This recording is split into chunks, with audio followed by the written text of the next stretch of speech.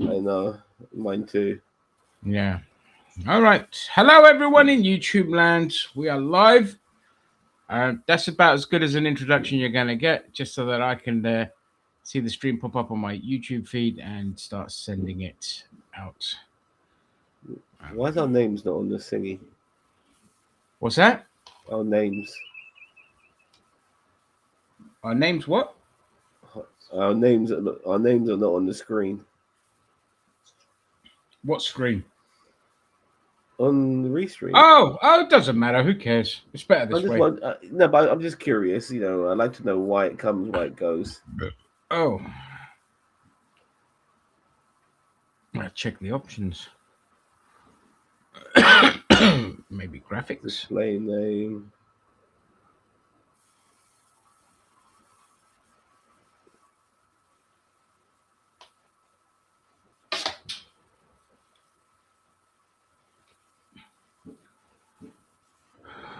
Graphics. Nope. Settings.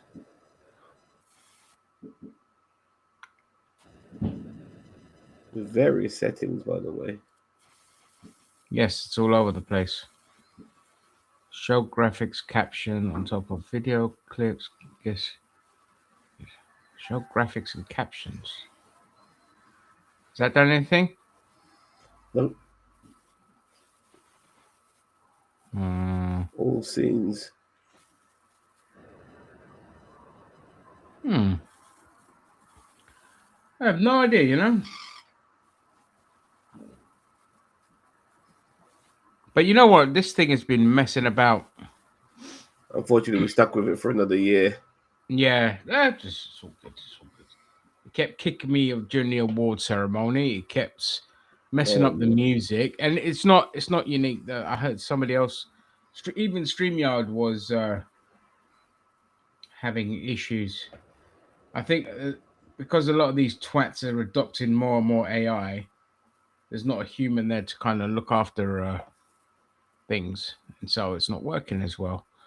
Right, I've got the get the link.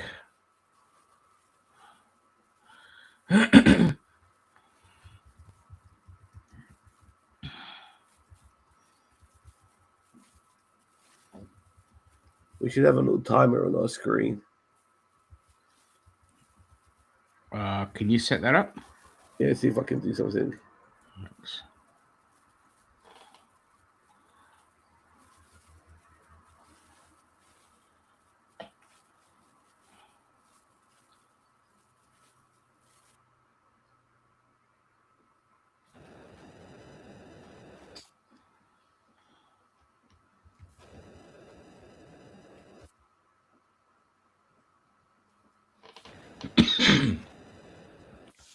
Good God, Okay, I've it's got. really fucking cold.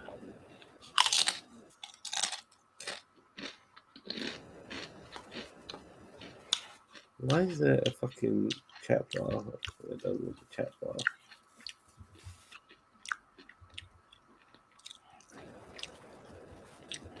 Okay.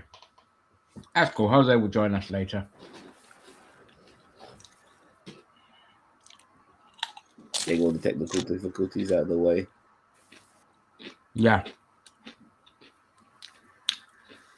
That's why I wanted to go on, an hour.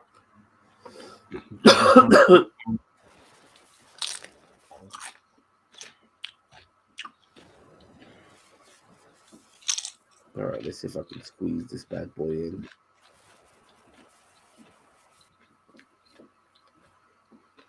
I don't like about TikTok Live. Oh.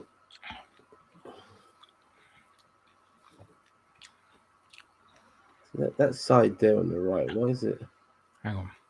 Oh, no, sorry. My bad. Don't worry, it's me.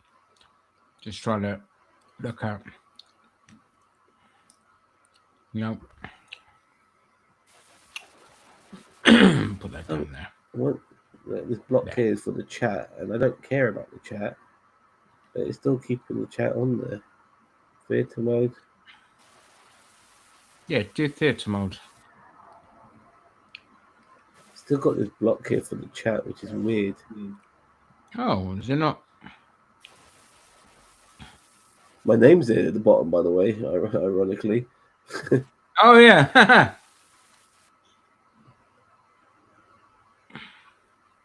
Ooh, customize. So what does that allow us to do? So this one here. Oh, what happened? Oh, customize this one. It went big for one. It went big for a second, and then it just... Oh, that's that. Oh, right, there we go. It's under customize.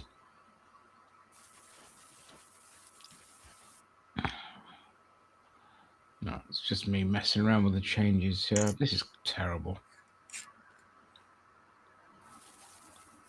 I want to make this window smaller, but it won't allow you. It's been, this month, December, it's been really mild by comparison. But it's this last day, or last couple of days, but this day especially, the last day of the month, the last day of the year, it's fucking freezing. It's bringing January in with a fucking bang, mate. I tell you. There we go. Finally. Oh, that's perfect. Oh, love it. That's perfect. And we'll have to do it an American version once we hit midnight here. Yeah. So it's weird in a way. Like as soon as it hits January, it gets cold as balls. It's cold as balls. When it hits January, I'm no longer giving a damn about winter weather. I want summer. I want warm weather. I want good weather. What, in January? No, January, but I'm already winter. But the point is, I'm looking forward to that. We kind of get given the indication that December is a cold month. It should be snowing and all of that shit. But the reality is, it tends to snow in January and February now, because I think climate change obviously plays its part as well. Why it stopped snowing in fucking December? But I do remember. January and February are always the coldest months. It's not December that's the coldest month. No, but I do remember it snowing in December when I was a kid. Yeah. Yeah. Not anymore. Yeah.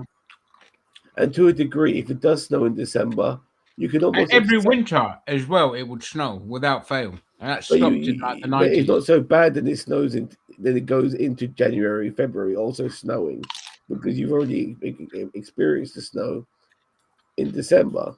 But if it starts snowing in January, in a new year, when you're looking ahead to maybe other things like maybe the fucking summer, fuck this. Why didn't it snow in December when it mattered, when it was Christmas, when it would be cool? So I fucking hate it when it snows in January. I fucking hate it. I just hate snow in general. I hate cold weather. I hate cold weather. I used to like it as a kid. Now as an adult, I fucking hate it. One of the reasons why I want to get out of this fucking country, not just because of all the fucking fascists and dickheads who are just sprouting out of nowhere, but I just want to live in a country where it's fucking relatively cheaper to live, and it never gets cold. I'll take fucking warm weather and fucking and monsoon over fucking... It's warm here in Weedland. You lucky bastard. Yeah, I think warm weather and monsoon rain over fucking snow every day of the week. Yeah, you're in fucking Denver, but Denver's got it's got like it's Colorado. That is, sorry, it's got like it's like cold areas. It's got like areas for people who like skiing and shit. Oh yeah, mountainous regions. Yes, I don't know why it shouldn't be warm in Colorado, but it's climate change for you, baby. Yeah. I mean, I can't complain so far because since this beginning of this week is when we've actually had cold weather. No, up until now, it's been very mild, very nice. Very wrong, by the way. It shouldn't be that way. It should be cold as balls. But listen, we live in a cost of living crisis, and so the less I have to put the heating on, the happier I am. Be glad you all don't live in the Midwest I mean, if it's, yeah, I mean, look, Yeah, you're I right. mean, I'm just glad I don't live in America, just generally, but yeah, I understand your winters are quite bad. I mean, at least when it does get cold in America, it gets fucking cold. Yeah, you don't have like the parts of America like New York, for instance, it does snow there. You know, Toronto as well. Here in the UK, in London especially, like it snows for 1 or 2 days a year, and we fucking fall apart. Yeah, this whole country gets crippled by snow. Yeah, and you know, my electric car, as much as I love it, it's not that great on snow. No. No, on one occasion I had to try to reverse up a hill with some snow on it, and I couldn't do it. My car wouldn't move. Not enough power. Just no, the power's there, but I don't know. It's the traction, I think. Oh, that's just the tires then. You just need winter tires. I don't know what it is. Because Yeah, because my Honda.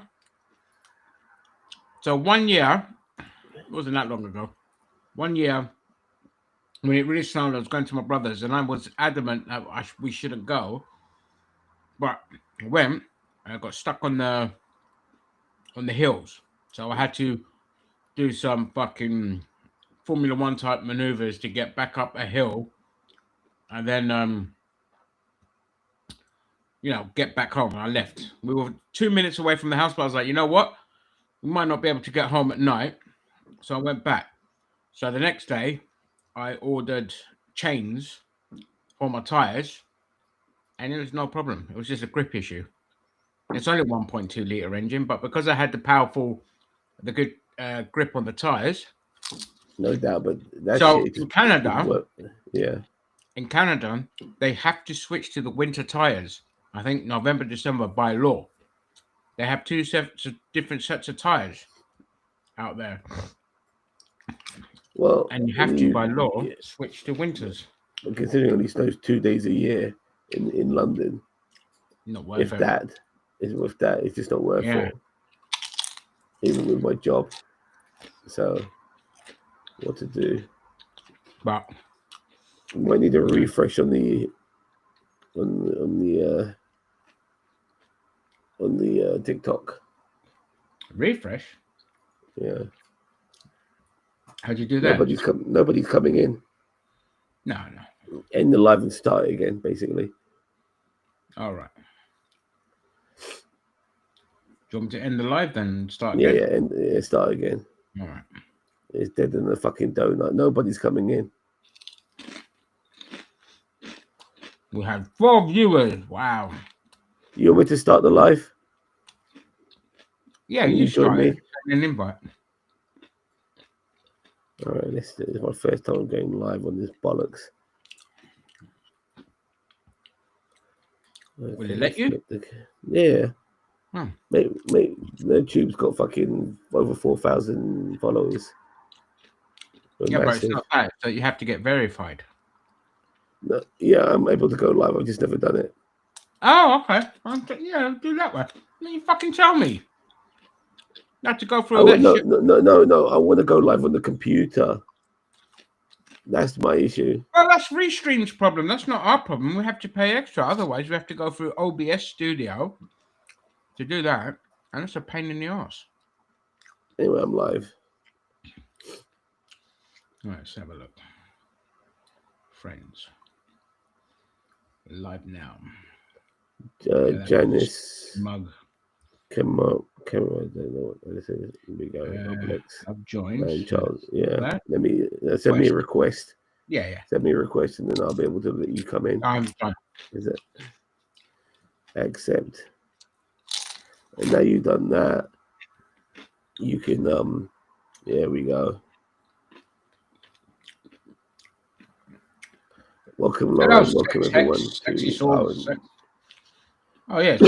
Our New Year's stream. God, I still sound like shit. Yeah, you had COVID, mate. Yeah, well. Listen, I tell my mum, when she goes out, mask up. Now, I've been telling her since November because she takes the bus because it don't cost her anything. So wear a fucking mask. Don't mess about. We got record flu season, and and get your flu shots and mask up. Don't mess about. Yeah, I've been a bit. I'll be honest with you. I've been a bit apathetic on the flu shot. I haven't got around to it. Don't sleep on it. Don't sleep on Yeah, it. We've had record number of flu this year, like because people, again, you see, the more you brainwash idiots into becoming anti-vax like you. No, I'm just kidding. But the more you, the more you brainwash people to becoming anti-vax, the less the vaccines they take, the iller they get. There's a direct correlation after the fallout from COVID and all the fucking. Hello, Gary. You gonna join us, mate? With a spike in flu. Even COVID numbers have gone up again. I'm surviving, Gary. I'm surviving. Hello, Velvet Dusk. Hello, A whole Chief bunch of Barrow. people. How do people like subscribe to me? I have no idea. It's the first time I've gone live on the tube. So. Hello, what kind of name was that? Slug One Logo. Boot Wars 2026. Welcome. We're good, Gary. We are good. Just counting down the new year. I should be outside right now, driving, picking up piss heads, taking them to their club. Oh yeah, you usually work. You know, I'd work round about now. Actually, I'll be finishing because I don't want to be picking up the drunk people who are celebrating New Year. And I'll go to bed, wake up about 7, 8 in the morning, and then try and get the most out of the next several hours because it's still double pay up till midnight. This is January 1st. So at the moment it's January 2nd, double pay ends. Yeah. And so I try to make the most of it. So I'm going to be spreading your filth while you're out there. Yeah, well, spreading my filth is what I do best. And I will hopefully. I'm thinking about working tomorrow. As much as my throat sounds a bit groggy, I think I've got it in me to do a job. And, all right. I'll tell you what, this weekend is going to be the fucking quietest weekend in living memory as well after tonight. Yeah, it's because everyone's just going to be staying indoors in New Year's. Yeah, for sure. Have I got somebody else trying to join? No. I've got a person called Granny. Become a top viewer and get noticed. I don't want to spend money to do that. Yeah, I don't want to fucking spend any money. I spend enough fucking money as it is. Yeah. Anyway, I'm not giving my money to the second richest man in the world who now owns this bloody platform. Fuck that shit. Yeah, listens. Yeah. Yeah. They now own TikTok.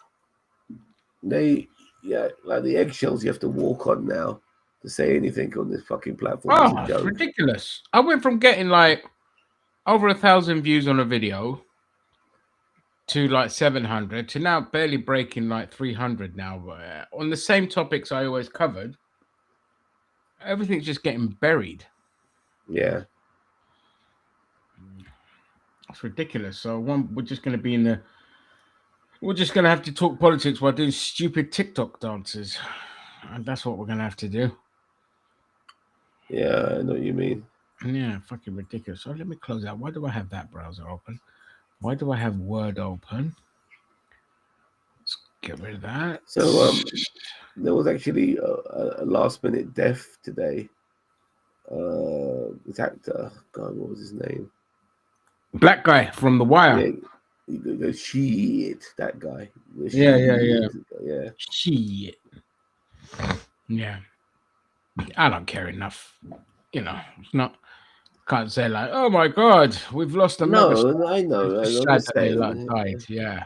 Yeah, but yeah, he's got those memorable moments about him. You know what I mean? Like that. He's got like that tagline, the "she" tagline. Yeah. And stuff like that. So. Yeah. I started watching Only Murderers in the Building today. What, series 5? Yeah, I'm like on episode 4. Oh, I think I got to episode 2 on that, and I stopped so I could binge watch it, and then I just forgot. Yeah, it's all been released now, so Any good so far? Well, at least it's all episode right. 3 or 4. I think this series needs to end, though. I think I think it's definitely run its course. yeah. So It's run its course. It doesn't even need to be about the murders anymore. Like, you just enjoy the characters. It should be like just the aftermath they should have focused on, rather than, oh my god, somebody has to die every time. And it's okay, here we go, standard bait and switch and twists and turns and city buggers, and it's just like, ugh. I just like the characters. I just want to see the characters. I don't need the murder. That's the problem when you get hooked on the title of a show that has to follow a particular gimmick. You just box yourself in, and you just like, we got these wonderful characters. You don't have to then relegate it to the same shit every series because people just get bored. it's just that it's got like American humor just generally is not always that great. When you watch something like, for instance, when you watch something like The Man on the Inside, which is like a alternative to Only Murderers in the Building, it's a crime comedy, investigation, shit like that. But their comedy is not good. There are moments where it does hit the mark, but they're few and far between. Whilst I do think because Only Murderers in the Building is a bit more adult orientated, and you got proper legends who get it, like Steve Martin, and Martin Short to a degree. Yeah. So what something like Man on the Inside, they follow a very particular formula, and the formula, the layout, the structure of their shows is exactly the same. You start off with your fun bit, then you start off with your hero's downfall, like the bit where everything goes a little bit wrong. And then they kind of get that gotcha moment or hit that resolution. And then you have the fucking monologue at the end where they do this little montage of the characters doing a thing and some idiot narrating over the top, doing their little monologue about personal reflection and what they kind of learned in their own little way. All these shows, like Scrubs did it, Modern Family did it. All these shows, they're so generic. They have the same structure, the same layout. And it's just like, I hate them. I hate these kind of shows with a passion. That's why I never liked Scrubs. Every episode was the same. What you said just sounded like a fucking Rocky movie. Yeah. But that's what it is. That's exactly what it is. Fun at the beginning, the hero's downfall, redemption or resolution, personal reflection / monologue. Monologue, or in this case, I'll say maybe montage. Montage. Yeah. Well, the montage thing is along with the narration at the top, which is like a monologue. Oh, the hoe has joined us. I'll get him in. D-ho. Yeah, goddamn it! I can't believe I have to be here. I should have never gave you motherfuckers money. Fuck your couch, motherfuckers. Buy another one, you rich motherfuckers. Buy another one, you rich motherfucker. Shit. I wish I had 4. I wish I had 4 hands. I could give those titties 4 thumbs down. Ha ha ha. Well, as you can see, your titties again. Milk's come bad. You can see the world's going to end in 37 minutes and 43 seconds. Oh, one could only hope. Yes. well, we're here in the UK. Australia, they're already living in the future, man. And New Zealand and stuff. It was just so weird. I just remembered, I just realized shit. As I'm going through my shit today, it's already 2026 elsewhere. Crazy. Yeah, it's always just like, oh my god, Derek just posted a Happy New Year to everyone. I'm like, well, it's fucking 10 in the morning. What's going on here? What is the first country, or furthest west? Oh, it's one of the islands, like Samoan Islands, Fijian Islands, or something. Yeah, one of those. Yep. They see in the New Year first. But the furthest, eastern part of Russia as well. You know what I mean? Yeah. Well, let's be perfectly clear. Yeah. They see in the Julian New Year, which is our New Year, but countries all over the world have different New Year's, and technically, the New Year we have is wrong. Technically, the New Year should be spring. They should be around March, April, the beginning of the equinox season. That's when the actual New Year. I don't know how the fuck we ended up with this like December, January thing. It's technically wrong. Yeah. The equinox season around spring, that's the New Year. That's what the Greeks used to have. That used to be the Greek New Year. Now, the Greek Orthodox New Year or the Orthodox New Year isn't until the 6th of January. Mm-hmm. It's all arbitrary. It's all fucking bollocks. Doesn't really make a difference. Like we're saying, it's 2025 going to 2026 in accordance to the Julian calendar, not in accordance to other civilizations. China has a different year. Jews have a different year. In fact, in Western civilization, given that we've adopted an Abrahamic religion, we should be closely following the Jewish year, which is around 5,000 and something. And the Muslims is different. They're like 300 or 400 years behind because I think they go from the inception of Islam. So it's all just daft numbers. Kierkegaard, I don't know if you remember that channel, Zam, the ones that did beautiful little animations, very sciencey and all of that. They were saying like we need to reset the global calendar more akin to the birth of civilization. And if we did that, we would technically be living in the year like 12,000 and something. Because that's when like the first kind of recorded civilization was like 12,000 years ago. So there you go. Okay. A little bit of boring education. By the way, Jose, by any chance, have you got a TikTok account? No, I don't. No, fair enough. Actually, do I have a TikTok account? If I might have made one, it's been a while ago. Okay, because unfortunately, the people on TikTok don't get to hear your docile tones. You know. Yes. I can't put my speaker there because I don't want to get like echo feedback. Give it a shot. Already. Yep. So give it a shot. I'll let you know. Okay, let me know. All right, speak, Jose. Yo, here I is. What's up? I can hear it on like my end. Yeah, you're getting quite a bit of echo there, Jose. So yeah. He's getting the echo. Okay, no, I'll move the speaker away. No, we don't want to be blowing people's ears out. And then, that's why. Unless we're playing them in Mortal Kombat, then that'd be a different story. Yeah, Jose, I went to watch AEW this month, and it was amazing. The issues I usually have went away. I don't know what your usual issues are with AEW. You might have to elaborate on that, Gary. I have not checked out AEW in quite a while, so I'd have to get back into it because, like 2025, this year has just been one of those years where everything just feels very mid as far as like wrestling goes. Like nothing has really stood out this year. Yeah, overload, man. Like it's too much. Give me a break. Yeah, let me SmackDown 3 hours again. Yeah, SmackDown. Like I think as of Friday or the next week is going to be right back to 3 hours again, and I'm like, I'm not doing that. It's this week's. Oh, okay. Yeah. This one was 3 hours. It's ridiculous. Nobody wanted that. Like it's burnout. You know what I mean? Like you can't make a good show 3 hours long. You need 2 hours maximum. It's like watching the CW shows all over again. Like, I can't keep up with all this shit, man. It's like too much. You know, like you need a fucking break from it. Like fucking, they have a pay-per-view and a Saturday night main event every fucking month. Yep. It's basically having 2 pay-per-views a month. And then Noseman is going to get on that podium and go, well, we do what we do because this is what we do because it's what we do. It's why we do it. It's what we do. And that's basically his answer for every fucking thing every time they ask him a question. We do what we do because this is what we do. It's why we do it. And it's what we do.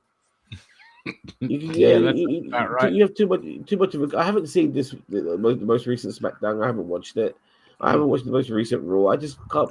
I'm burnt out, man. I'm absolutely burnt out. Like it's just too much. Unless it's something significant, I won't watch. Like I watched the Joe Hendry musical bit, and I'm just watching the people behind him, and I'm like, these people want to die inside. The only one enjoying himself was fucking Otis and R-Truth in the bunny costume. That's it. And then afterwards, you have the match against Miz, and it's like, oh look, they're fighting with Christmas trees and all this kind of stuff. And it's just like, fuck off. Can we go back to less comedy in wrestling? Can we go back to seriousness? Okay, Joe Hendry can be the exception because he's like actually funny. Yep. And you know, the people that are genuinely funny should do the comedy stuff. People that aren't, stop it, please. Yep. Miz is awesome. You know, Drew But McIntyre. you get fed up of everyone, even Joe Henry. You know, people will get fed up of. Yeah, him you'll get fed up with Yep. it. I just want wrestling. Like I was watching AEW's last pay-per-view, World's End, and for the most part, it was, AEW's pay-per-views have been pretty damn good this year. I think there's only been 2 that I haven't liked. But I'm sitting there watching Mox versus Kyle Fletcher, and there they go with these big fucking moves, and he lands him on his neck. And I'm glad because I thought, I might be the only one here. Because when I saw that move, I was just like, you fucking idiots. And I just, you know that bit where you just like tense up. Oh, that looks so bad. Thankfully, he's okay. There's nothing wrong with it. But I just want wrestling. I don't want all this stupid shit. Yeah, we don't like. Okay, comedy worked back in the PG era because they were forced to go PG because of the whole Benoit incident and all that shit. But you know, guys like Santino, it worked for its time. But nowadays, WWE kind of over relies too much on the comedy. It's just not funny. When you try to be too funny, forcefully funny, it's not funny. It doesn't work. I agree. I 100% agree. It has to come naturally, and it's like I want to see more like old school video packages, like, you know, like Bret Hart, Undertaker, SummerSlam 97. If life was fair, this man would still be the World Wrestling Federation champion. If this was fair, Bret Hart wouldn't be such a fucking crybaby. Shit like that. Like, you need to have promo packages and great stories to get people invested into pro wrestling instead of just, you know, comedy and then cold ass wrestling matches. Because what I'm seeing a lot on Monday Night Raw is just a lot of cold ass matches with really little to no story involved, and that's what needs to change in WWE big time. And as I said before, it's way too much. You've got with NXT as well. It's just there's so much on offer. They need to just go back to 2-hour shows. The thing with NXT, I do agree with it regarding it being a developmental, but they've also got a show which is before NXT. Is it Evolution or something like that? What's it called? Or Evolve. Yeah. Evolve. Like fuck me. Like, I mean, you got it's the developmental of the developmental. Yeah, it's the farm system before you go to NXT, and then it's like, okay, well, then we'll figure out what we're going to do with you. It's just so much, you know, for a regular fan to. If you stop watching, then you end up watching. You know what I mean? And then it ends up like, oh shit, I've missed too much now. I can't be fucked to go back. So I'm just going to quickly go to these comments 1 second here. So Gary, I'll come to your comment, but I'm going to go to this Nerdiverse. You want endless promos. You want 20 minutes of each show to start with the Hill faction talking. No. I don't want too many promos either. Yeah, I mean, that was what TNA happened under Bischoff. It was all promos. I was just like, I think it happened under Vince as well, man. Like, fucking anything with Triple H as a heel. True. Yeah, it's too much. I don't need a 20-minute promo. No. But on Gary's comment here, it goes, British wrestling is having a major comeback. Yes, it is. It's having a huge resurgence, having rebuilt itself after WWE destroyed it. Yep. And I'm still perplexed how the EU has not jumped in to say, you know what? No, WWE cannot expand in this territory because that is because of how they function and how their contracts work.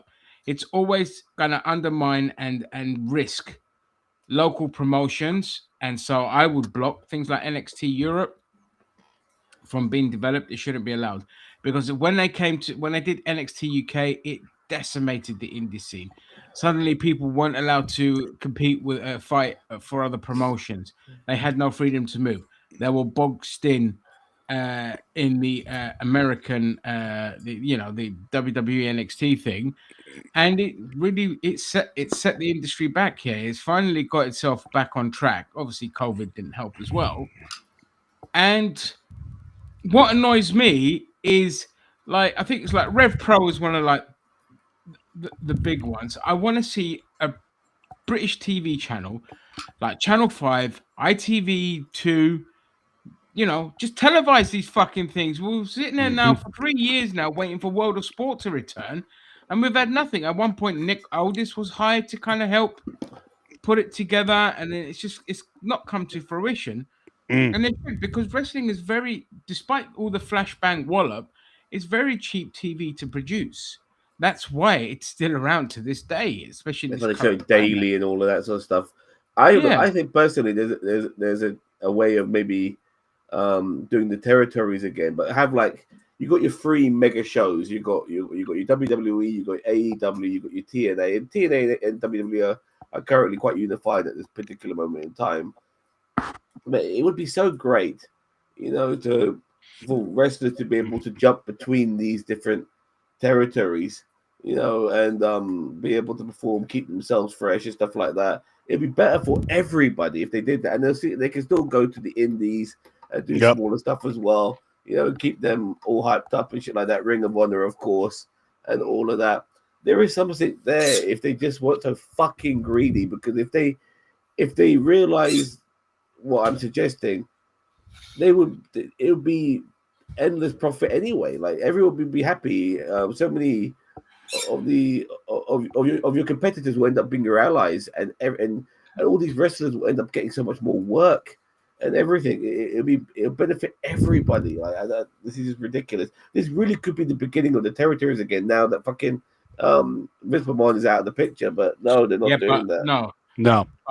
Endeavor are doing the complete. TK are doing the complete opposite. They're trying to be doing what Vince is doing. They're trying to derail AEW. They're trying to rebuild another monopoly. They're going to buy TNA. They want to buy. No, that's not going to happen now. Thankfully, they've got. You don't think so?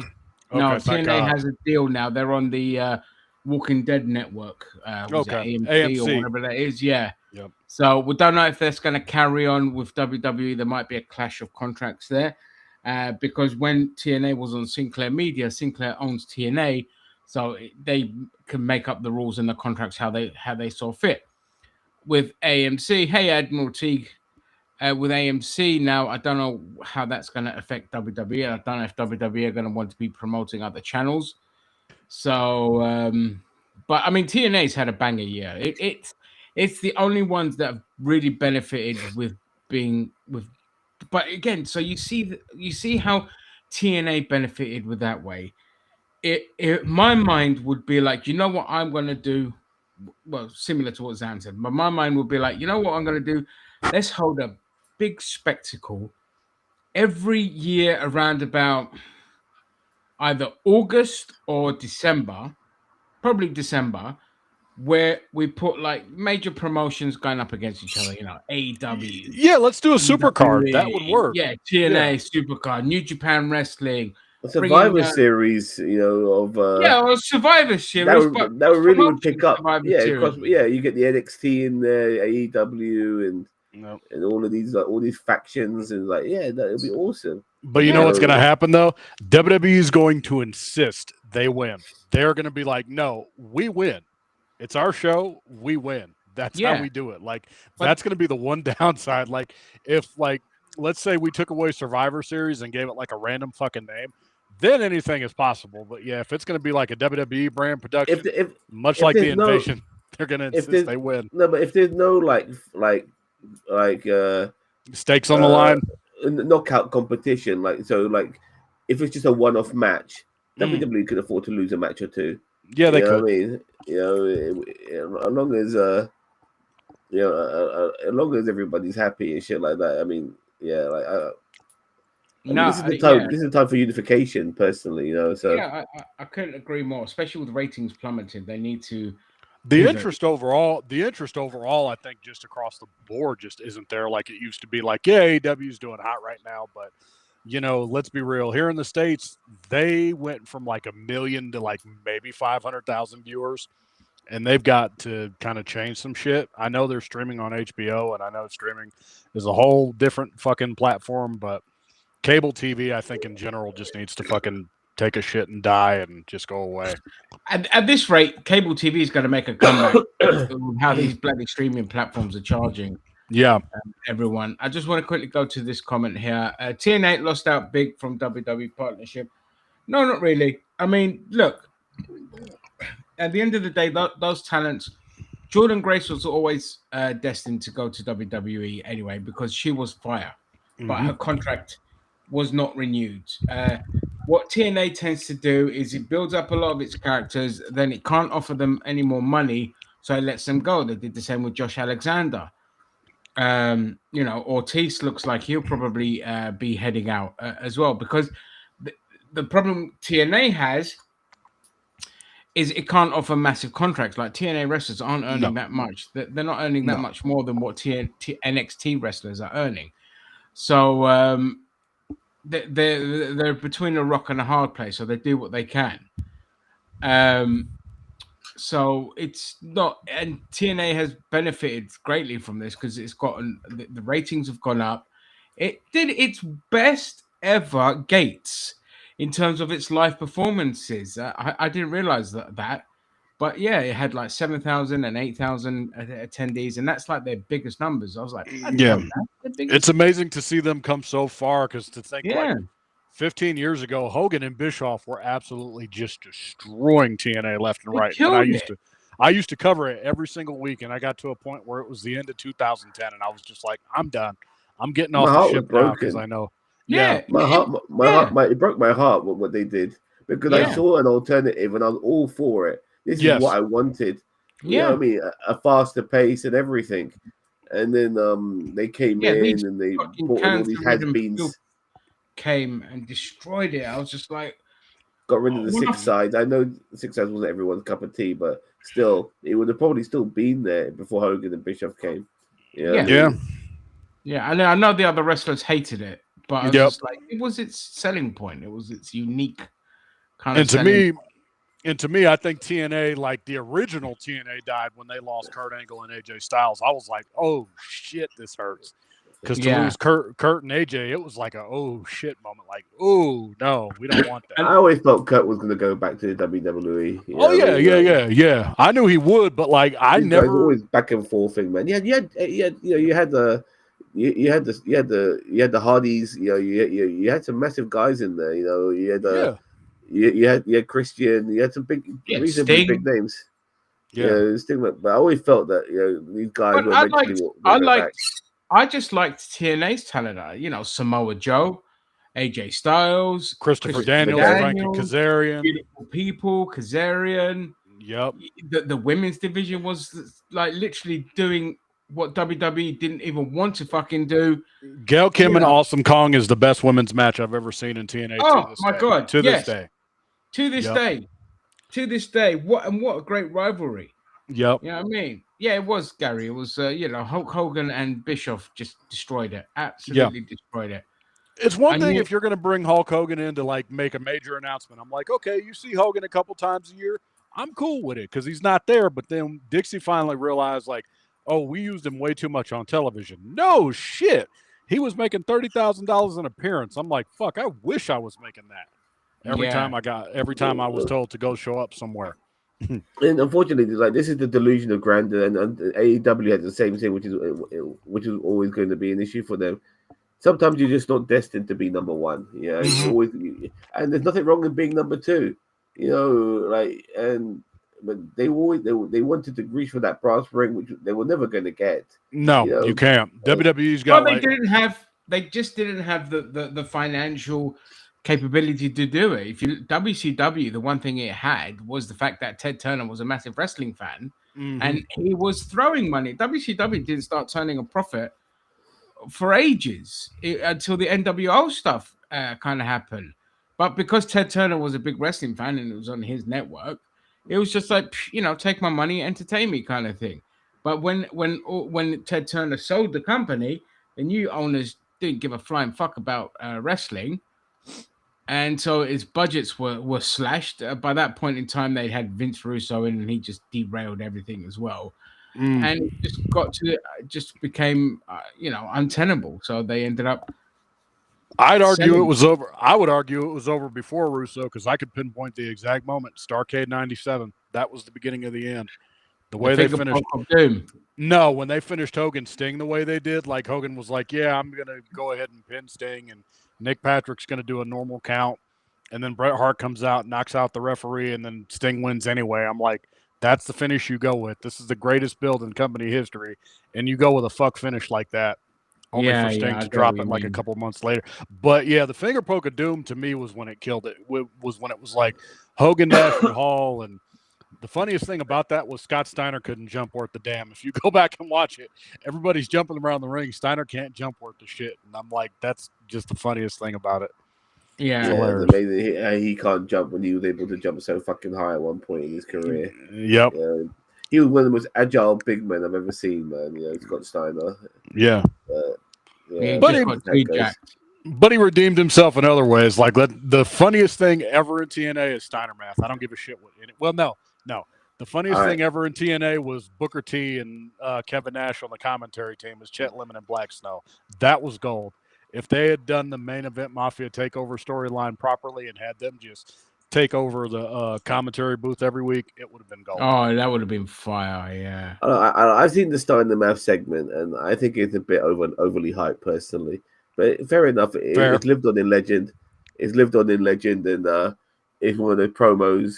For me, one of my favorite promos will always be when fucking Kane really showed his versatility by mimicking The Rock and Hogan and talking about his Canaanites. That's one of my favorite promos of all fucking time. And of course, you got a big mouth, John Cena. Mm-hmm. Yeah, I love that. John Cena. Still makes me laugh. Still makes me laugh today.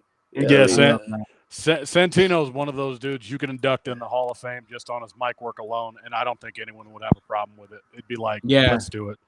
Yeah, I loved Santino.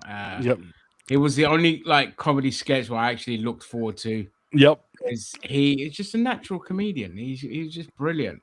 And I just have to say it. Fuck the UK and fuck William Regal, because that motherfucker ended the greatest Intercontinental Champion streak of all the times. Santino lost the title to William Regal, and I still haven't forgiven him for that. Santino should be the longest reigning. Santino should be the longest reigning Intercontinental Champion of all the times. Talking about William Regal, is he inducted? No. That's a surprise. Speaking of, let's talk about 2026, because fuck, we're getting ready to see some people retire next year. Brock and AJ will both be retiring next year. Oh, you think Brock's going to retire?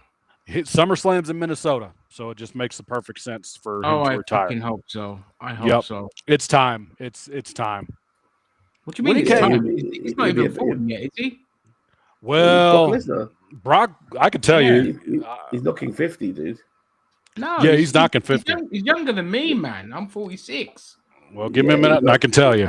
He's about 46 to 48, guaranteed.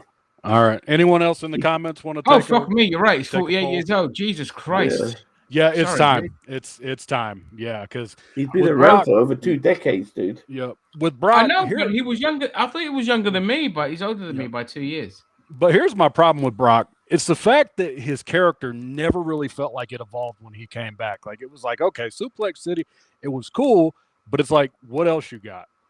It was like, what else could he do? The only thing I did like about Brock Lesnar's return was that he had such a no fucks given attitude. Mm-hmm. He was more smiling, more laughing, more sinister, more just having fun with it. Honestly, there are certain wrestlers, they just reach that age where they're just like, they don't give a fuck because they got fuck you money. And that liberates them. Randy Orton, I have never liked Randy Orton. Never. As a person, as a wrestler, he bores me. That's why I call him Randy Borton, because he bores me.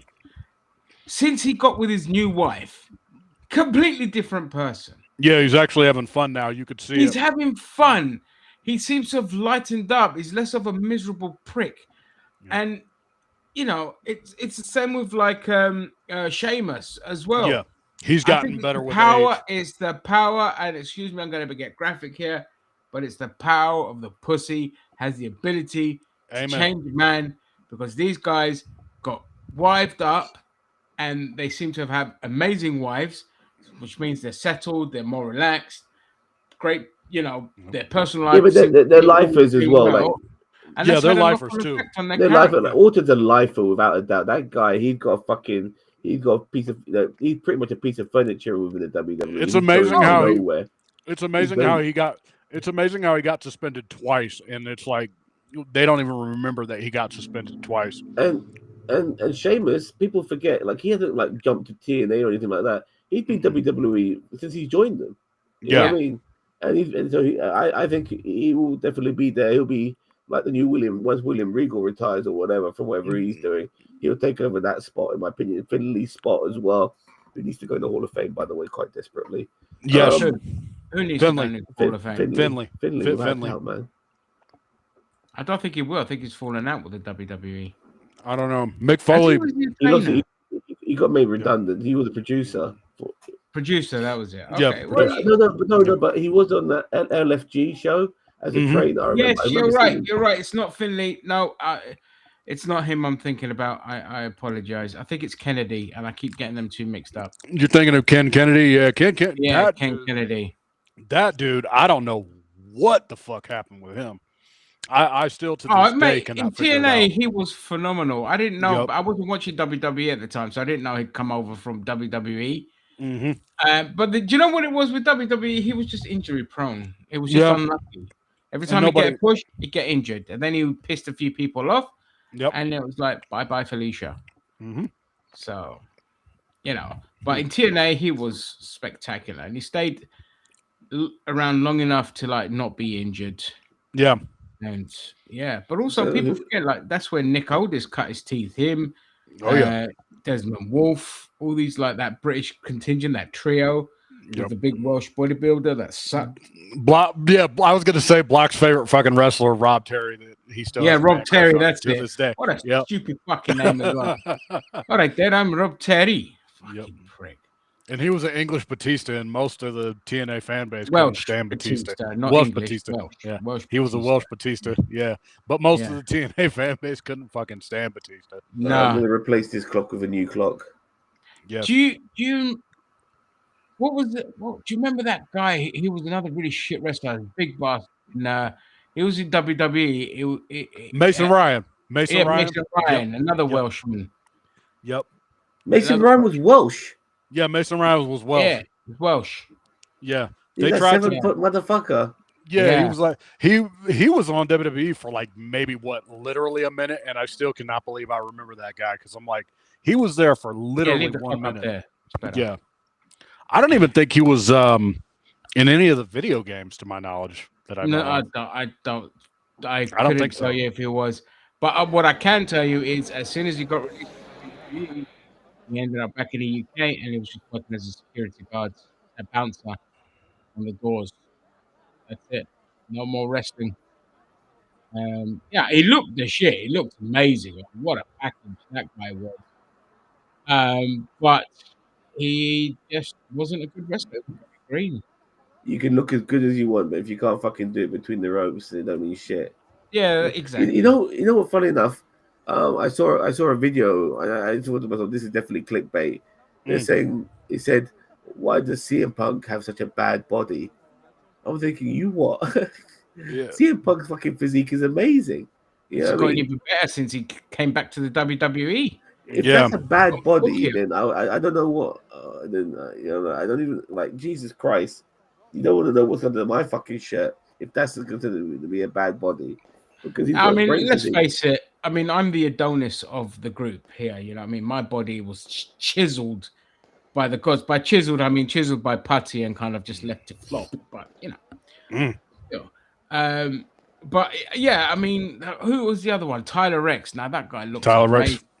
Yep. And just that blew my mind. Like, I'll say he for now. Left wrestling, then just went and did real estate. And then how many years later, like 7 and 6 years later passed. And I Googled to see, I wonder what Tyler Rex is doing up now. And he's transitioned to a woman. Still built like a brick shithouse. I forget her name. But she was funny as fuck. Yeah. I was just like, Jesus Christ.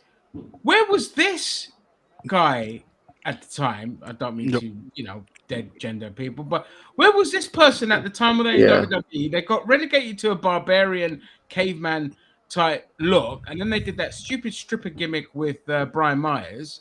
Yep.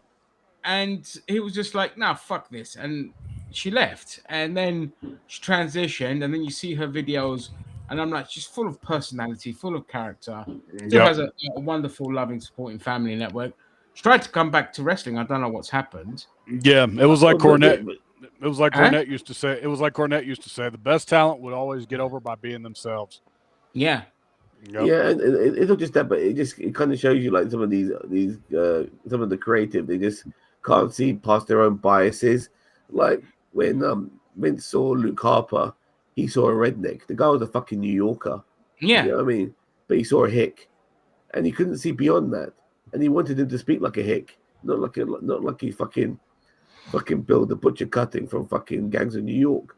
But no, he got and he couldn't do a hick accent either. Nope. Ironically, you know, so that's why he's playing quiet all the fucking time, and you don't play to people's strengths. That's what happens. Yeah, and again, Luke Harper was wonderfully clever, wonderfully articulate, like Glenn Jacobs is, and also very funny, like legitimately funny. Like if you watch, you go back and watch the Dark Order stuff, it's fucking hilarious. Yeah, and the Dark Order stuff and all this kind of stuff, and he's like genuinely funny, and it's just like this is why I've just never been a fan of WWE, because it doesn't allow wrestlers to be themselves. Very rarely does it allow it to happen, you know. And it's just like you just box them in, and they become they become a Vince. You know what I mean? Happy New Beers, y'all. Yeah, we still got 5 minutes until we reign in the new year here. But there's a war zone going on outside my house now. Our truth is just like talent. It's same with like people like Rick Rude. The guy was nothing like the persona he portrayed. He's got talent, and he showed it. And you deny people that if our truth wants to play a nutcase, he could play a nutcase, a menacing nutcase. He could be frightening if he has to be, and he's also extremely funny when he has to be. The guy's a legend. You know, he deserves at least one. And there's an opportunity to really push him to the moon when he came back as Ron Killings. Yep, and they fucked it all up. And they blew it. Up. Yep. They blew it. You know, instantly blew it.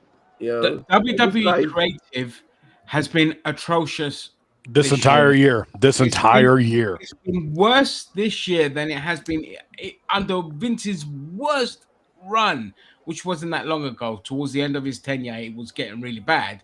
But even that was still better to whatever the fuck is going on in WWE. They fuck everything up. I guarantee you they're gonna fuck up. Oh God, what's the big African dude from NXT that's gonna be coming over? Obafemi. Yeah. Obafemi. I have no expectations. I have no expectations. Fuck up Joe Hendry. They fucked up LA Knight. They just fuck up all these characters. You know, the one thing they've done right is they've put Uso back into the tag team now and just like relegated him back there. I say relegated, they won the tag belts again. Yeah. And I'm not knocking them because the Usos are my favorite tag team of all time, or among my favorite tag team of all time, because in the day, before they became desperately unfit, they were having banger matches. Brilliant matches. You couldn't afford them for the matches. Look, I think, I'm going to disagree with you. I think Jey Uso's been hard done by, dude. Like the guy is so fucking over with the fans. Yeah, but the problem is he under-delivered, Sam. His promos were terrible. His matches were terrible. He gets gassed out way too fucking easy. Fitness is awful. And I was with you. I loved seeing them, do their own thing. Jay was hot shit. I love the fact that he won Royal Rumble. Still love all that. But as time went on, I'm just sitting there, I'm like, you suck. You can't wrestle anymore. You only work as a tag team. It was disheartening for me because, like I said, one of my favorite tag team of all time. So seeing them get that push to like the world stage was great. But at the end of the day, reality is some people are just better suited in the original box, and it's before we hit Jey Uso has no one to blame but himself in this instance because it wasn't WWE that fucked him up. Jey Uso fucked Jey Uso. Jey Uso fucked Jey Uso. God damn it! Yeah. Before we get to midnight, I was saying earlier regarding Ron Killings, and what really pisses me off is that sometimes you don't need to push somebody to the moon. It could just happen naturally, and it gets delivered to you on a plate. You know, when certain people are just so over with the fact that you got an opportunity to really go somewhere with this particular wrestler. And like I said, R-Truth coming back, Ron Killings coming back, it was there, and it upsets me that you don't need to build somebody up or whatever. You got something right here, hot, piping hot right now. This guy's so fucking over. Like, why are you wasting this potential? I don't get it. Yeah, they just have that old mentality of they want to mold their own people their way. Like fucking. He's part of the furniture, though, dude. I mean, regardless of him being in TNA or whatever, he has been in the WWE. Sam, no argument here. I'm always the one that says, let the fans and the wrestlers drive the narrative, and let them like who they're going to like. The problem is it's the higher ups and creative. They see one wrestler like, I just want to push this guy, and it's just like, look, Braun Breaker's great and all, but he's not gonna be a mega star. He's not gonna be top dog. You know what I mean? As much he'll as you want to push him, he'll be a guy, but he's not going to be the guy. No. Whereas Austin Theory can be the guy. Yep. He can be the mega dude. Okay, Austin 2026 Theory. motherfuckers. All right. Happy 2026, UK, you fuckers. Oh, yes. Happy New Year. It's just gone midnight here on my thing. Woo!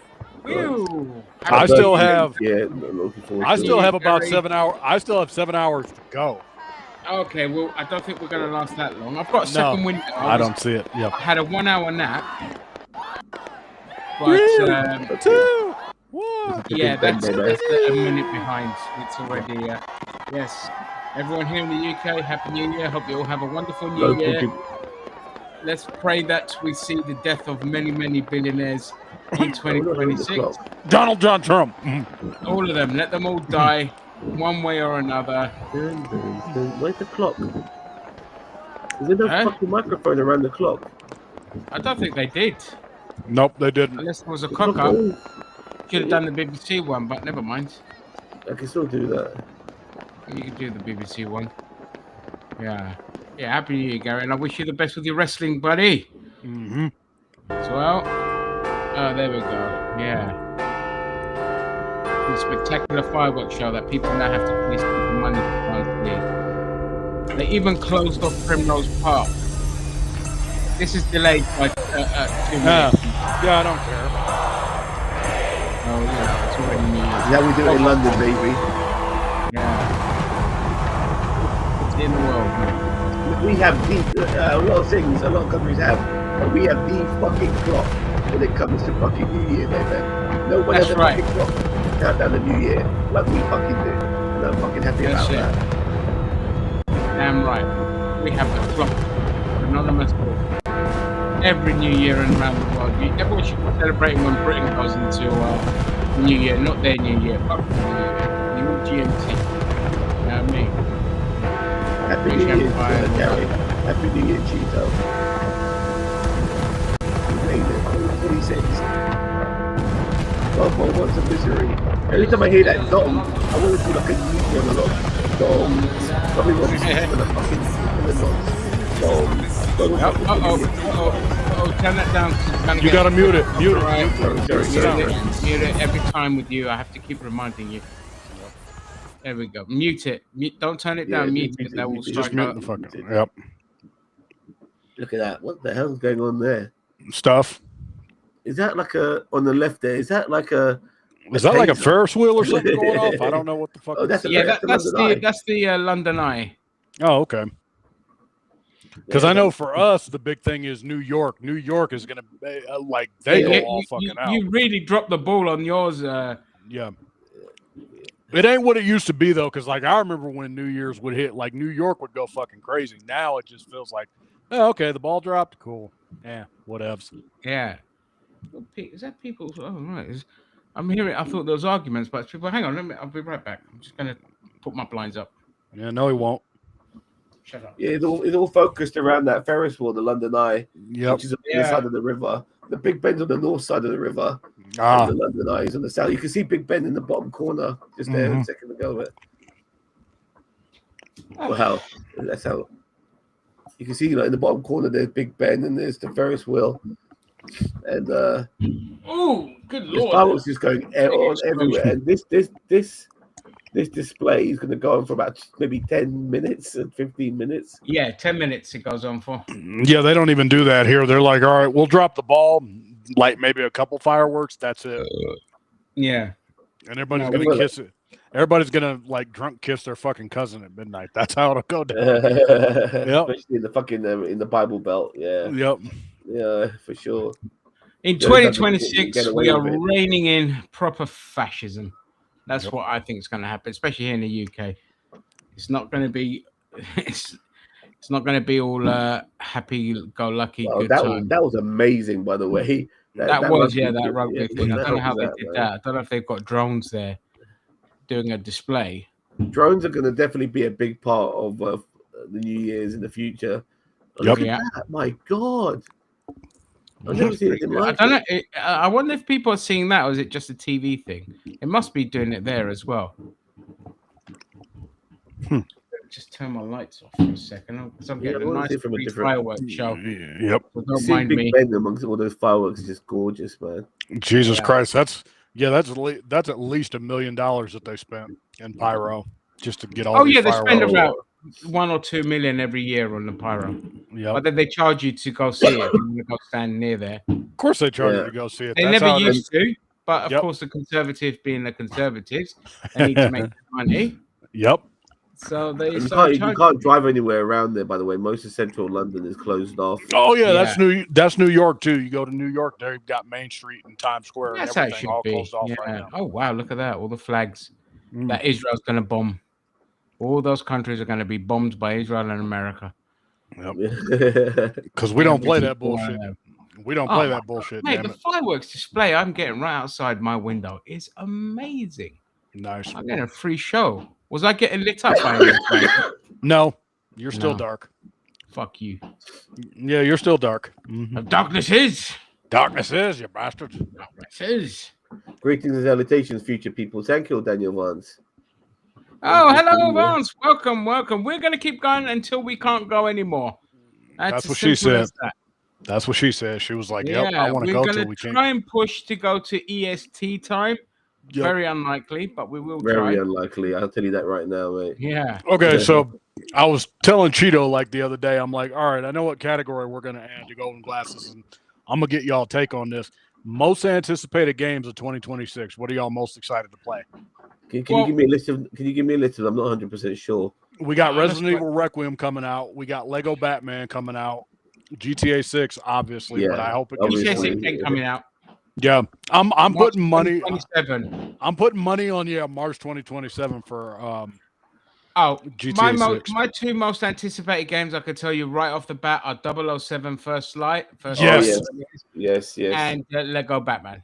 Lego Batman, I cannot wait for. That's my most anticipated. I am a whore for the Lego games that are made by TT Game Studios. Yes. I want to make that perfectly clear because the one that the Horizon one is dog shit. Yeah. One that's made by TT Games, Manchester-based company. Let's go. I love those games. I have all the Lego games. The licensed ones from like Lord of the Rings, Harry Potter. Lego Star Wars Skywalker Saga. All that. Skywalker Saga, the best Lego game ever. Yep.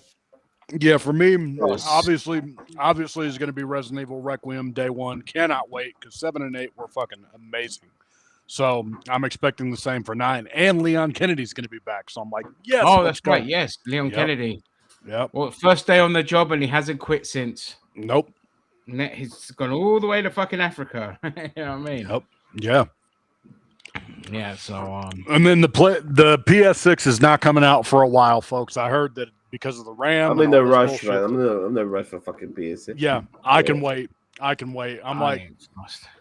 think it's going to be 2030 by the time we get it, because with all this fucking RAM hike and all this other bullshit right now. Yeah. They really and Nvidia are going to jack up the graphics card prices as well. Yep. So we're in for a shit city. It needs to be future proofed as well. Like it's got to offer something more than just better graphics. Mm-hmm. Yeah, I can't fathom it. Yes, exactly. The problem is, in terms of boundaries being pushed. You can't do anything else except for just maybe make prettier graphics. There is barely any gap between the PS3 and the PS5 in terms of pushing boundaries. What have we done in that last 15 years? Oh, a slightly better interactive controller. Even the PS3 had that. Yep. But we basically you're right. made they need to do something better. We basically made the PlayStation diskless. Pretty much. Yeah. Yeah, that's all that is. Yeah, exactly, Vance. Yeah, Nvidia gonna the 5090 it's going from 2K to 5K, man. That's just crazy. Yep. It's gonna be it's gonna be a wild time because I think what we're gonna see in 2026 for Microsoft, they're going down. I'm pretty much convinced. I'm like, yep, y'all are going down. Y'all are gonna go the full Sega route, like Sega did. You made consoles, you lost out, and now you're gonna be a publisher for video games or a game developer. That's where you'll make your money. Sense. I mean, it makes sense. There's no need for them. Microsoft shouldn't have even brought out the X Series X. You could have kept it at the 1 and called it a day. Called it a day back then. They confused it so much. People had no idea which one was the new one and which one was the old one. Even I fucking forget which was the X or the 1 or whatever. Like, and people ended up buying the old fucking console. It should have just been. It should just do the PlayStation thing. 1, 2, 3, 4, 5. It's not hard. It's like iPhone with their phones. It's like, is it iPhone 15, 16? That's it. I don't know. Samsung Galaxy S659.com fucking / OnlyFans bollocks, whatever. You know what I mean? Yeah. Like, just keep it numbered. Keep it simple. Xbox is pretty much over now. Well, they're done. Don't need you don't look at it. If you got a PC, you got an Xbox, pretty much. You know what I mean? Yeah. And so your PC becomes your Xbox. I've actually got an Xbox. I got it really cheap. I got the one that looks like a speaker. That one. Yeah. Yep. The Series S, I think, is it? Yeah. The Series S. Got it for £100, man. Couldn't say no. Second hand, but refurbished. Yeah, I mean, it's good if you want to run Xbox Live on it. Yeah, but now all Xbox exclusives are going to be on PlayStation. My game, the Gears of War game, it's going to be PlayStation now. Yep. So, yeah. And Halo's coming. Look, Xbox will see a better lease of life if it abandons a console. Sega's making more money now than it ever did when it was a console. Yep. All you have to do is put out and publisher, and it's making bank. Yep. All you have to do is put out a Yakuza game, and people will buy it like no tomorrow. Because I fucking love that series. I cannot wait for Yakuza Kiwami 3 to come out. In a couple months. Yakuza is just making silly money for Sega. Like, they're making more money now than ever, and Xbox are definitely going to go that way. And I wouldn't be surprised if PlayStation goes that way. But we've hit a snag now because of AI. AI is flipping derailed everything because companies are no longer going to be developing RAM for sale to the public. They're just going to be doing it for fucking AI companies. Obviously, there will be a competitor that's going to fill in that gap, and they're going to come from China. I guarantee you that. So get used to seeing some Chinese RAM hit the market for half the price of whatever RAM is now. So there will be that. But for the time being, the next 2 years are going to be rough. Yeah. That AI bubble needs to burst ASAP. And it will. Stop this shit. Yep. Yeah. It needs to do it to stop this happening because this is a catastrophe. Yep. So it's like the .com bubble. Everything had a burst because everything was the .com industry for a while, and then it was like, okay, there's too much of this shit. Yeah, and sadly, it burst right as I graduated university, having studied all that stuff, and I couldn't get a job for shit. Yep. No work. So I just did a completely different job. I went into the building game. Yep. But as far as Sony and Nintendo go, they're gonna fucking reign supreme over Xbox. Sony and Nintendo will rule all. Nintendo will never die. Yeah, Nintendo keep their originality though. They don't keep their originality because unfortunately the Switch 2 is for me like the first time in a while where they're kind of like going back to the old playbook and not coming up with something unique, and so they have to come up with another unique concept, which is always going to be difficult for them if that's who they are going to be branded as we're going to come up with something incredibly different. And All they have to do is come out with Mario Galaxy.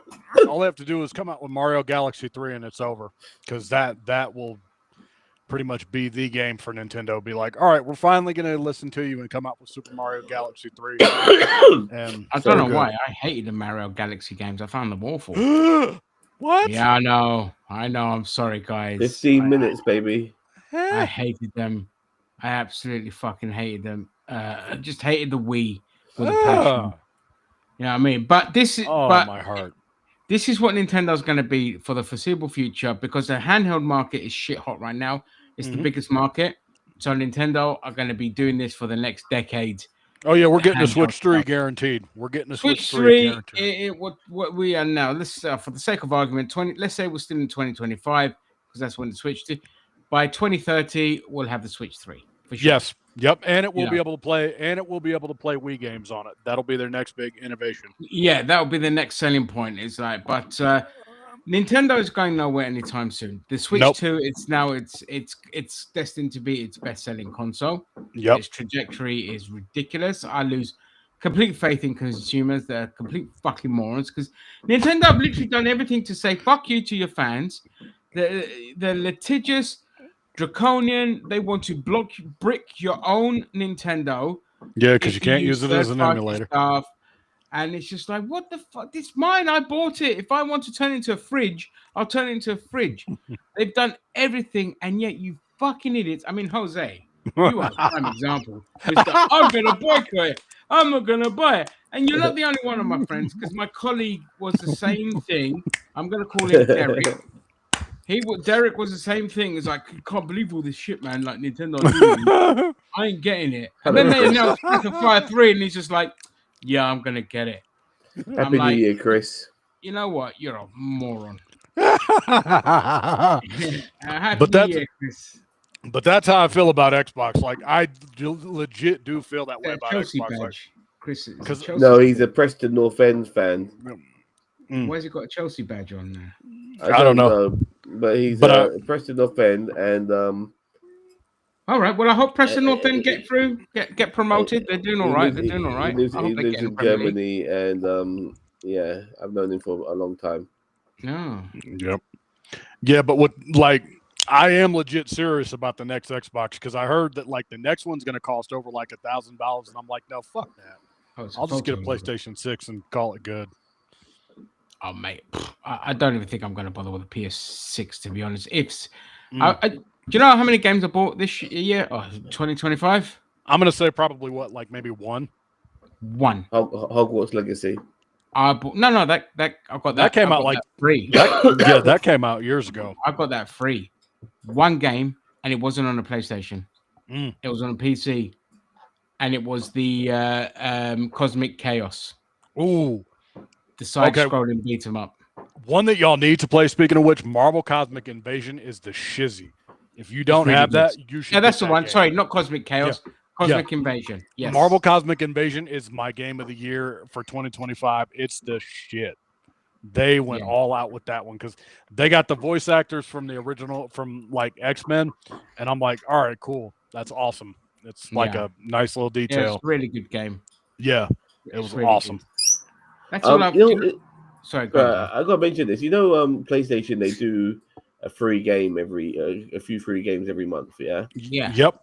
Well, one of those free games way back in the day was I'll be playing that, Reese. I'll be getting that as well. It looks cool. Was Devil May Cry 5. Devil May Cry 5 was one of those free games. So it's in my library. I went to try to download it, and now it wants me to fucking pay for it. Oh. Weird. Yeah, like £8. Has your PlayStation Plus run out? Did you restore the license?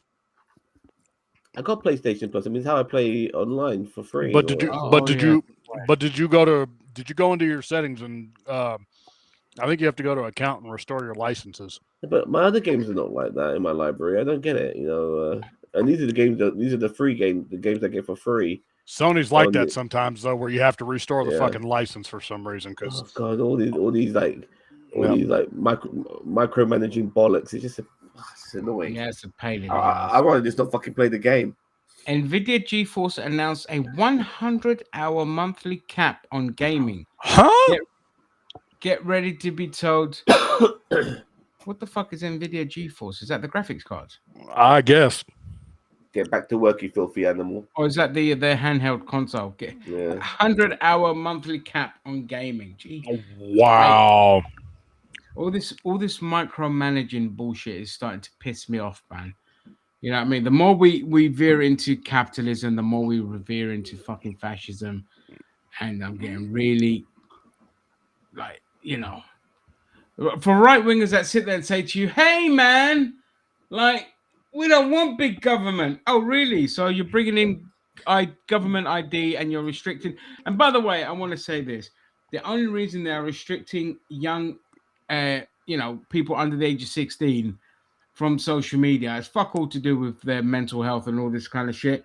And bringing in all these IDs is because, again, if you go back last year where it was leaked by the Zionist kind of shitheads that they're worried that their propaganda isn't working anymore and young people just aren't falling for it. So the best solution is restrict young people from accessing social media. That's actually going to work. You know what I mean? Yeah, it's not going to work. Yeah, it's not going to work. It's not. No. VPNs exist for a reason. Oh, GeForce Now is their cloud gaming thing. Cloud gaming? I don't give a fuck about cloud gaming. But it's like putting an 18 certificate on a movie. Like, yeah, that really stopped me from watching it when I was fucking 9 years old. You know what I mean? Yeah, you know what I mean? Yeah. I've just run a VPN 24/7. I don't give a shit. You know what I mean? It was like, it's silly. But I would say, what games were you looking forward to for the year? Let's see. Yeah, let me pull up the list and see what we got, because then I can jog some memory. Definitely James Bond for me. James Bond. James Bond's a day one. As long as it's not broken, it's a day one for me.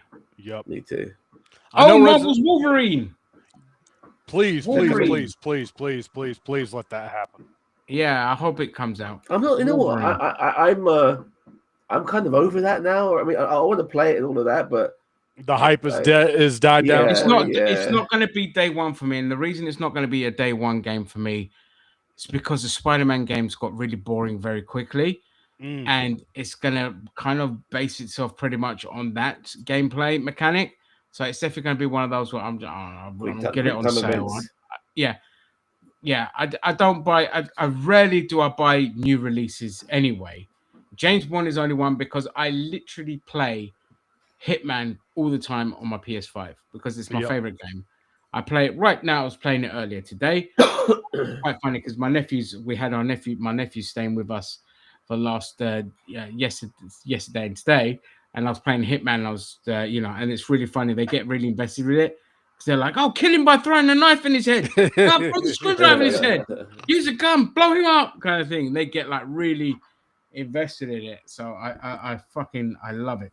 They suck at gaming though. Can't wait for that fun game. Yeah, let's see. Yakuza Kiwami 3 is probably going to be my first big game of the year that I'm getting because I love Yakuza. I love Yakuza. Let's see. GTA 6 goes without saying. I mean, as much as people might want to complain about it, this, that, the other. Oh, they're gonna buy it. They're gonna buy it. I'm literally the only one that's not gonna buy it because I find one of those motherfuckers who's gonna buy it. Look, regarding James Bond though, for me, the multiplayer, if there is a multiplayer, is gonna be very important. The multiplayer, then it's got like alternatives. You know, like how Hitman, you can like do other things and not just play the main mission. You can craft games. Yeah, Michael. And all that sort of shit. I look forward to that. You know. I want to be able to craft some games and stuff like that, you know, like they do in Hitman. Wait, where the fuck is James Bond? Why is it not on? Oh yeah, I mean James Bond First Light. It's May. First Light. Coming out May. They pushed it back. Oh, they did, huh? Okay, well, fine. I'll wait. They pushed it back. That's fine. It'll probably come out in November, but I'm used to the delays now. The thing with James Bond is pretty much Hitman. The only thing they've changed is you can go into like actual like Happy New Year, Mike. And all that, so it's a bit more action oriented as well. May 27th. My bird's just touching the screens here. Jesus Christ. Okay, well, May 27th. Yeah, Legacy Dark Knight's going to be before that for me because James Bond might have to wait because it's right before the Lego Dark Knight. You mean not Legacy? Yep, Lego. Yeah, Legacy of the Dark Knight is what they're calling it. Oh, Legacy of the Dark Knight. Yeah. So let me just quickly respond to Happy New Year, Randy Orton. Things are going well, mate. Mate, we need to start getting back on FIFA again. I'm playing with a whole new bunch of motherfuckers Oh, it's now. Randy. Yeah, no, Eric Randy. He doesn't like Man City. You know what I mean? He's like Man City. Yeah, he's a Man United fan. But yeah, we need to get back on the fucking FIFA, mate. You know, we play with all these new guys and shit. Some of them are hit, some of them are miss. You know, but you need to get your fucking nephew and all those fucking guys back on and so get the crew back together again. I'm just looking at this long list here of games and seeing what. I am too, and so far, other than James Bond, Lego, and Resident Evil, like, yeah. This is the year that I probably won't really be buying a lot of games because I'm like, yeah, okay, there'll be a few coming out, but nothing crazy. We haven't even seen what the hell's coming out from Nintendo Switch. Like, what they announced other than third-party stuff? Yeah. Right. Okay, so we've got Pokemon Pokopia. Fuck off. Those Pokemon games are terrible. Oh, I was going to say, isn't a new Witcher game coming out next year? But I thought that too. Yeah, I don't think it is. Mega Man Marathon. Tiny Bookshop. Oh, yes. Can't wait for that one. Tiny Bookshop. Woo, let's go. Woo.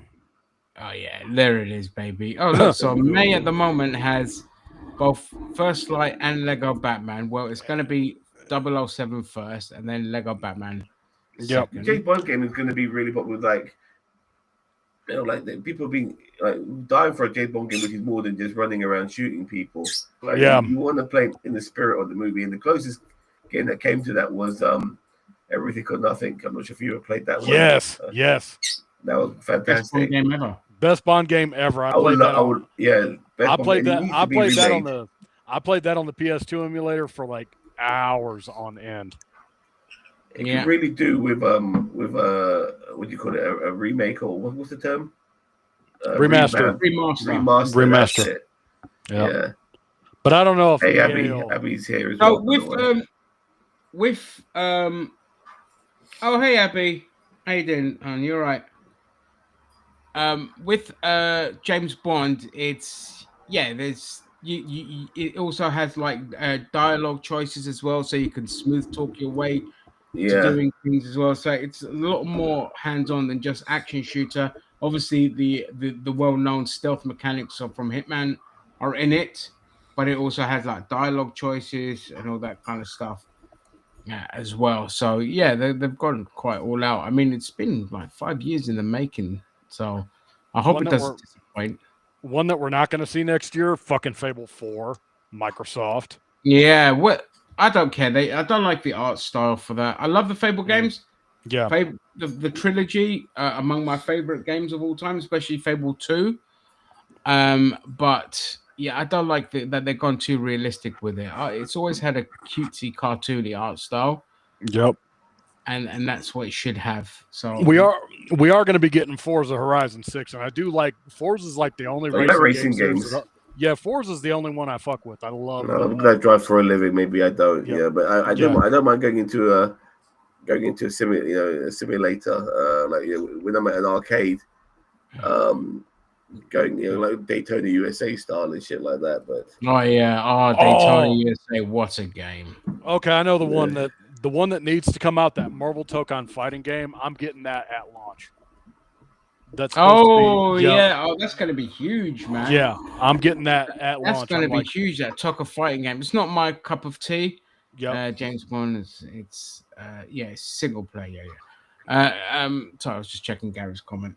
That game's going to be huge, which is good because I'm getting really pissed off the fact that they cancelled one of the Black Panther games.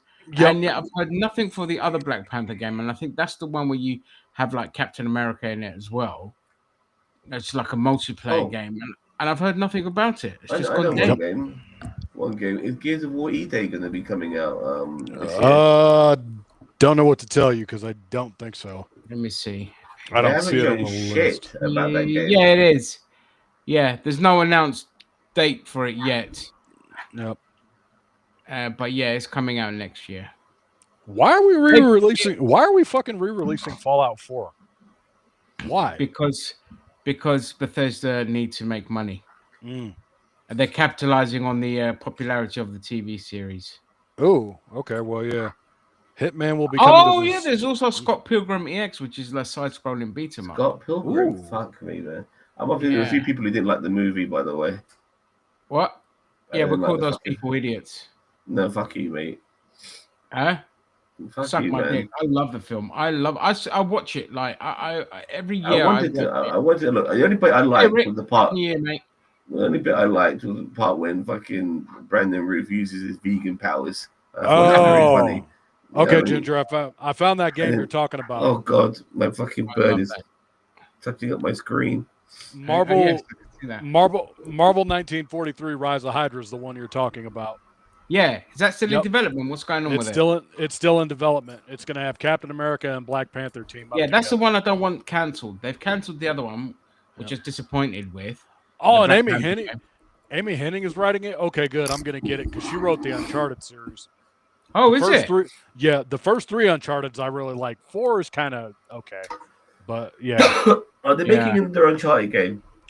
No, but we're going to be getting a movie. We're going to be getting the second movie. I hated the Uncharted 4 the game. I hated it with a passion. I wouldn't say I was the biggest Uncharted game fan because it was too many cutscenes. Well, they made it more of a film than a game. Yeah, before. yeah. I fucking hate that. What about the one where you play? Is it Sydney you play as? Yeah, that was after number 4. Yeah, Yeah, I did like that it. was alright. You like that one? I only like the second Uncharted, to be honest. What? Yeah, but look, the thing you need to understand about me, I hate cutscenes. I don't give a fuck about storylines. I don't want my gameplay interrupted for any reason. Yeah, I just don't want get to play a game and play the game. I don't want quick time events. I don't want any disruptions, anything. I just want to play a fucking game.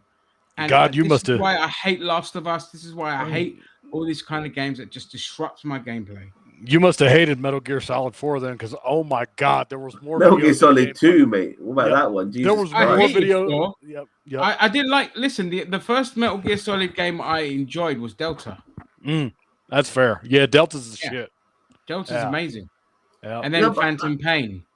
Phantom Pain. Let's go. Some of these games, when they're done like a movie, I really enjoy it because I'm getting the best of both worlds. I'm getting a really good film, and I'm getting to be immersed in it as well. That's why. Yeah. Yep. So I'm very antsy because I've got ADHD. I can't sit there having to wade through. Like, okay, you can find. Look, you got the odd game where the storyline is amazing, like Red Dead Redemption 2. That's fine, but that wasn't really. Well, again, that game pissed me off, but at least the story was good. Mafia 3, my God, what a storyline! Like, if you're ever going to make a Mafia film, obviously it will flop because the fans want the other stuff. I want Mafia 3 as to be made into a film. I heard the storyline was great, but the gameplay itself was shit. It's wank. Yeah, the gameplay was ass. Yeah. Yeah. Like, I'd literally sit in one corner, whistle, and kill an entire room full of people, 20 bodies piled up behind me, and that's how good the AI was, you know what I mean? Yep. And then you'd go back, you'd be like, okay, go here, kill these 20 people, drive off, you win, and then you go do the same fucking thing pretty much throughout the entire game. That was what killed Mafia 3 for me. Yeah. Yeah, Kojima, he went OTT with his cutscenes. Luckily, the Phantom Pain, which in my opinion is one of the greatest games of all time. It is. The cutscenes, and you can skip the cutscenes as well. You can skip the cutscenes, yeah. Like he gave people the choice. Yeah. Phenomenal game, by the way. Like that game is over 10 years old, and it, like the level of depth in that game. My God, like that game. Oh, we're getting another Star Wars racer. How long has it been since Star Wars has done racing? Yeah, we're getting another Star Wars. I don't really care for it, to be honest. I like the arcade. Let me see if we'll try and get this. My bird's claw is over the camera. Oh, they're doing another sequel to Super Mario Bros. Wonder. Okay, must be DLC or something. Super Mario Wonder. Yeah, that was a good game. And we're getting Tomb Raider. Okay, which I might. Oh yes, of course. Two Tomb Raider games, one we're getting remaster, and then the following year we're getting a brand new continuation. I can't wait for those. Yeah, Tomb Raider's the shit. I'm gonna get that. I love Tomb Raider. I love it. Underworld and Shadow, whatever it was called, were brilliant games. I want that. I hated when they rebooted the series to again another fucking cutscene laden, quick time event laden pile of shit. It's like you fucking idiots. I hated those games. So now we're going back to basics, and that's all I want. It doesn't have to Splinter Cell and stuff like that. Those are all for cutscenes and shit like that. You love those games. The first split. So Splinter Cell Conviction had cutscenes, but the gameplay wasn't disrupted by it. It was a cutscene at the end, which sadly you couldn't skip. But Conviction is a brilliant game. But you can skip all the cutscenes in the previous games, and Black Flag didn't have all that bollocks. You can skip all the cutscenes and Black Flag, Blacklist. In the first Splinter Cell game, like there's something I did that I realized, damn, like I shouldn't be doing that. Like, oh god, my bird. Is that like I had to get past these two chefs in the kitchen, and so I thought, fuck it, I'll kill one of them, yeah. And then I got a rollicking from the base saying I killed a fucking civilian. I shouldn't have done that. Like, oh, fuck. All right, yeah. Like, yeah, shit, no, I love like made me realize how hard the game was. You can't even kill a chef. The first trilogy were really hard. Double Agent kind of started the transition to dumbing down, and Conviction was like the apex of completely stripping it back, dumbing it down, and making it fucking simplified, stupid shit. But I fucking love Conviction, and it has a very underrated multiplayer component to it. God. And Blacklist was phenomenal, and Ubisoft pissed me off because they haven't made one since, and that's been over 10 years now. Don't worry, Rick B. If reform comes into power, you'll see Nazis on the street, and you'll see Hitler salutes and stuff like that, and you'll be treated as a second-class citizen. Yeah, and, you'll be you and my other mate, who's another Asian pick me, will eventually get dragged out your cars and beaten half to death, because that's the reality that you have to face when your favorite side come into power. Would you like me to show you some more tweets of your boys Kash Patel and Pick Me Ramaswamy fucking getting destroyed on Twitter by Trump supporters, right wingers like yourself, who hate them for being fucking Hindu? Would you like to remind you where you stand in the pecking order? Because that shit really pissed you off. I am the apex of this pecking order, Sunshine. God. Me. And I look like an orange. Eating my computer. You know what I mean? Come here, mate. Just saying. Come here. This guy is naughty. I'll be fine. Naughty. And naughty dog. You're naughty. Needs wipe your camera as well. It's a little bit. Look, now he wants to stick you're the gay. He wants to stick his head in my fucking mouth. You're naughty. Yeah, but I'm looking forward to those Tomb Raider games. Just take me back to exploring. Take me back to just what made them great. Yep. Give me 50,000 costumes. Make it sexy for the gooners, and just do what you're gonna do. But I just make sure the gameplay is the old style gameplay, because I never got bored of the Tomb Raider games. Yeah. Sorry. Never got bored of them. Yeah, but his mates don't like you. And his mates don't like you. And his mates. Lee Anderson used to be. Lee Anderson doesn't care about anything. He has no convictions. He was in Labour, then he was in Tories, now he's in Reform. Lee Anderson only cares about Lee Anderson's career. Sam, you need to wipe the camera on your phone. Look at it. It's very smudged. Is it? Wipe the camera on your phone. Are you listening to me? Yeah. On my phone, on the front. Yes, the camera.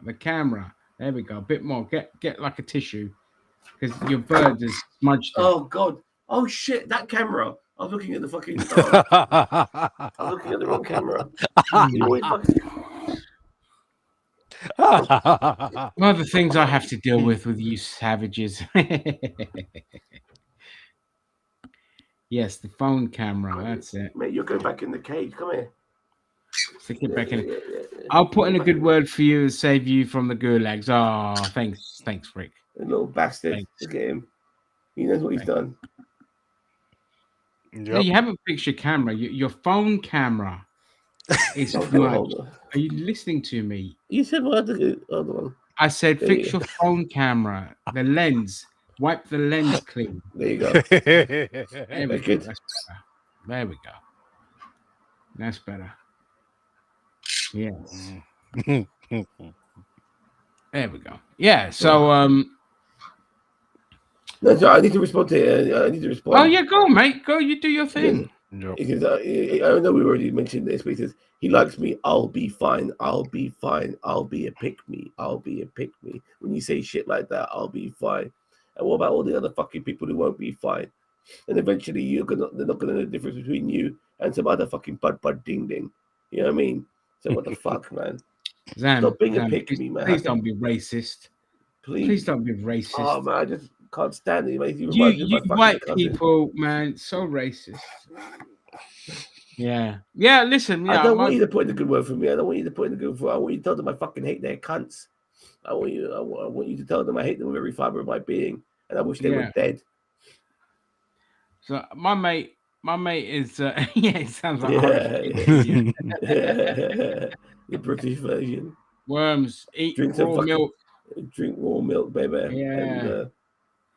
And don't take any back. Is that when we Hello, Nicole Murray. Welcome to the stream. If you've joined and not left, say hello. Yeah. Back to gaming. But we're also on YouTube with people on TikTok. We're also on YouTube if you're wondering who the fuck we're talking to. Yes, same channel name. Yep. Just find us on YouTube. Normally I'd say that's where we do most of our stuff, but the way everything's going, we're going to pivot more towards TikTok. That's where the audience is. That's why we're doing a simul live thing as well, because we are both on YouTube and on TikTok. That's why you always see me look over to the other side, because it's the lay of the land. It's just where it's gonna go. Yes, my fat boy. Yes, you are big fat. Thanks, boy. mate. Yes, I am a fat boy. Yep, because I could see YouTube fucking premium going up, fuckers. Oh, I don't buy YouTube Premium. It's too I'm on expensive. YouTube. No, I'm on YouTube Premium because I get YouTube Music, and for me that's worth it because people are all on Spotify and shit. Spotify's bollocks compared to YouTube Music. Spotify's £13 a month. No, thank you. I'm using it now because I got 2 months free.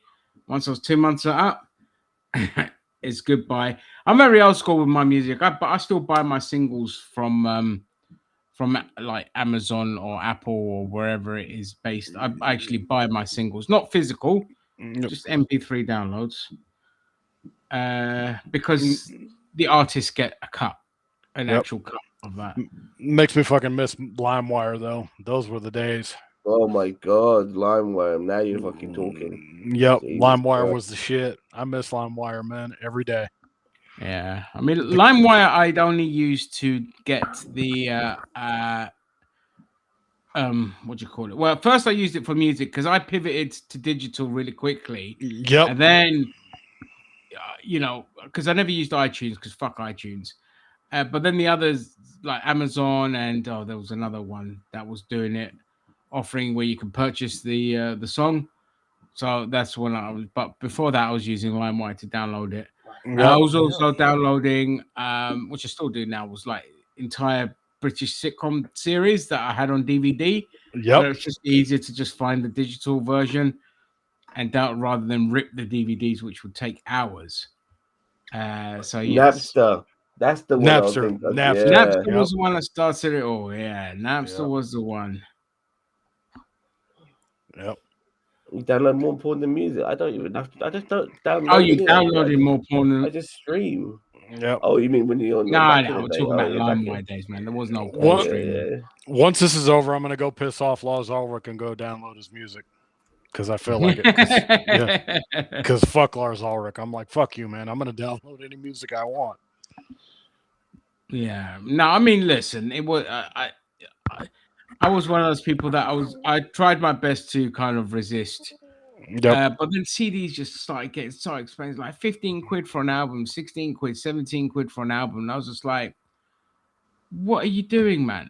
What are Yep. you doing? You're pushing people rather than make the album cheaper, you made it more expensive, and you just, it just became a whole thing. And it was a ticking time bomb anyway, because once Creative came out with their MP3 player, then Apple stole their idea and everyone bought the bloody fucking iPods rather than the Creative, which had superior sound quality at the time. And Apple got sued and Apple lost because they stole Creative's user interface as well. I remember, so when I went to America, I mean, this was the shit, and I'm so sad when it happened. But I bought an MP3 player when I was out in America because it was $2 to the pound. Yep. So I paid $175 for a 30 gigabyte Creative MP3 player. It was the size of a Sony Walkman. This thing, all right, and it cost me $175, which is like 80 quid, which is nothing, not even 80 quid. And I love that thing. And the only reason I stopped using it is because I dropped it and it broke. Oh. And I was devastated because I had it. I still have it. It just doesn't work. AEW's. Oh my god, AEW's New Year Bash. They just had a pay-per-view. What's going on? Yeah, Tony Khan. He took a bump and was like, "Yo, you know what we need to do? We need to have a New Year's show. We need more cocaine, more New Year's shows." I'm not watching New Year's Bash. Yeah, I don't care. I'm like, no. World's End was good, but I'll start watching wrestling in a week because I know Cheeto wants to do that podcast. So I'm like, all right, it'll give me a reason to get back into it. Good, yeah. That's good. You guys should do that. You should start offering more wrestling stuff because we need something that sticks. Yeah, because I know we haven't covered wrestling in a long time, and like, okay, yeah, like this year we lost a lot of fucking people. We lost Sabu. We lost Hogan. We lost a lot of people in 2025. It's crazy. Yeah. Yep. Yeah. And Ric Flair's still alive. He's still alive. Yeah. Doing drunk cameos. Yep. I heard about that. Ric Flair. It's a special Dynamite episode, right? Okay. Oh, okay. Yeah. Who cares? Yeah, I don't care. Yep. Yeah. So Hulk Hogan, Sabu, Vince Steele, Grand Hamada, Mo from Mo and Mabel. Steve Mongo McMichael, Colonel DeBez, Steve Regal, some of these names I can't even say. There's some Japanese wrestlers here. Black Bart, Jaka, Tomohiko Hashimoto. Ooh. Love Ric Flair. He's a piece of shit, but I fucking love him. But yeah, Hogan passing away is easily going to be the biggest wrestling death that we'll see in a long, long time. Because it's just the only crazy. Thing that would top that is Vince McMahon dying. Yeah. But Hogan passing away is easily the biggest, and for some people, the saddest death in wrestling. And for me, I'm like, okay, I grew up with him, but I'm not really like overly sad about it because I'm like, it happens. Yeah, I mean, Hulk Hogan again. I loved a lot of things about Hulk Hogan. Most of it was film related rather than wrestling related, but I did love his mannerisms. I loved his shtick, but I didn't like the wrestler. I didn't like, obviously, the person. That's a different story. But we'll just detach ourselves from that. In terms of just the wrestling, I was never a Hogan fan. I was always a Macho Man, Ricky Steamboat, Texas Tornado, Tatanka. I was always I always found the mid card was more entertaining.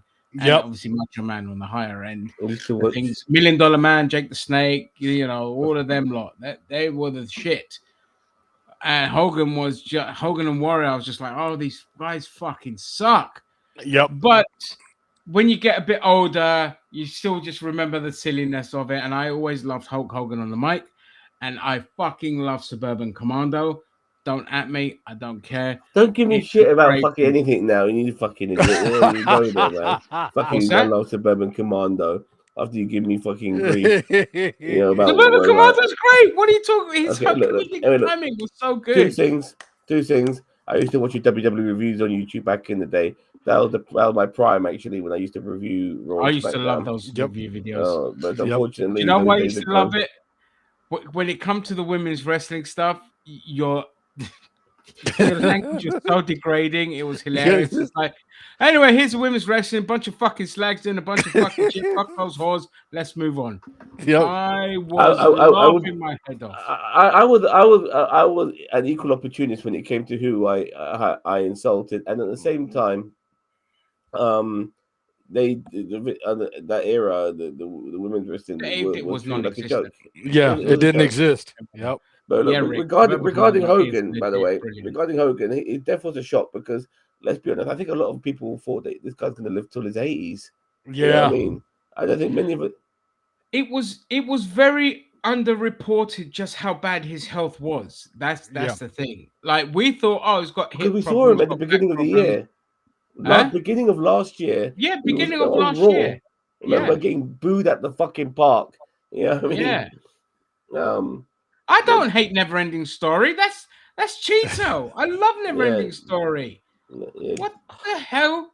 How He dare hates Big you? Trouble in Little China, which I can't believe. He's Yeah, the I only person I've known. can't. It's not a shit film. I just don't like it. I couldn't get into it. There's something about it. I got my hand up, but at least I admit to that's just something that just never grabbed me. I don't know why. Regardless, you say Vince is going to be the next big one. I mean, for me, I think if it's somebody like, I think Vince is so old now that that we think to ourselves, he's at an age where he could possibly die any fucking minute. Yep. But it's still going to be the next biggest death. For me, it's going to be. For me, if Taker, Austin or The Rock die before they hit 70, that'll be bigger. Yeah, I could see that. Yeah, for sure. Yeah. Yep. Or maybe Bret Hart. Oh, yeah. I mean, in terms of just like if they die unexpectedly like Hogan, that would be big. If it's Vince McMahon, it's going to be more like. Well, he was old. Yeah. Yeah. And everyone's going to glaze his balls and it's just like, fuck off. He was a piece of shit. You know what I mean? Yep. I think they're going to wait until he's dead before they start mentioning him again, because that's why they haven't said shit. Like they're like, you know what, we're just going to wait till he dies and then. Well, they gave him a little vignette. John Cena's retirement thing. Retirement. You heard him speak about him very briefly in that little vignette at the end after they gave him that stupid send off where they made him walk around the ring with the fucking both belts like he was a champion or something. So fucking stupid. I cannot believe John Cena did all that for 23 years and then he ended up smiling and tapping out like, fuck this. Okay, I'm getting paid. I'm out. But that epitomized why I've never liked John Cena. Yep. Because he doesn't take wrestling seriously. I'm sorry. I know everyone be like, he does the training, he's committed. No, he doesn't take the concept of what wrestling is seriously. He never tells a good story in the ring. He doesn't have legendary matches. Like his retirement match was fucking phenomenal because of Gunther. Yep. His best matches were with CM Punk. And this guy has a 23-year history, and yet, but you can't pick out like a massive standout matches. Where Shawn Michaels, you can even pick stuff from the Rockers with the Hart Foundation. They had the great matches. You can pick any era of Shawn Michaels through each generation and say this was a banger, that was a banger, the ladder match was a banger. WrestleMania against the Taker was a banger. Even the retirement match. So many legendary stuff. Whereas Cena was just like, here you go. Look, I agree. The smile. I think it was something on paper they thought might be a really cool way to end. Oh, Ginger just disappeared. Yep. All right. I'm here. I thought on paper they probably thought this is probably a good way to end. In reality, he never turned out like that. I totally agree. But yeah, if they would have made him bleed and pass out, I agree, Vance. Let's hope he takes Linda with him. Yep. Yeah, fuck that bitch as well. Yep.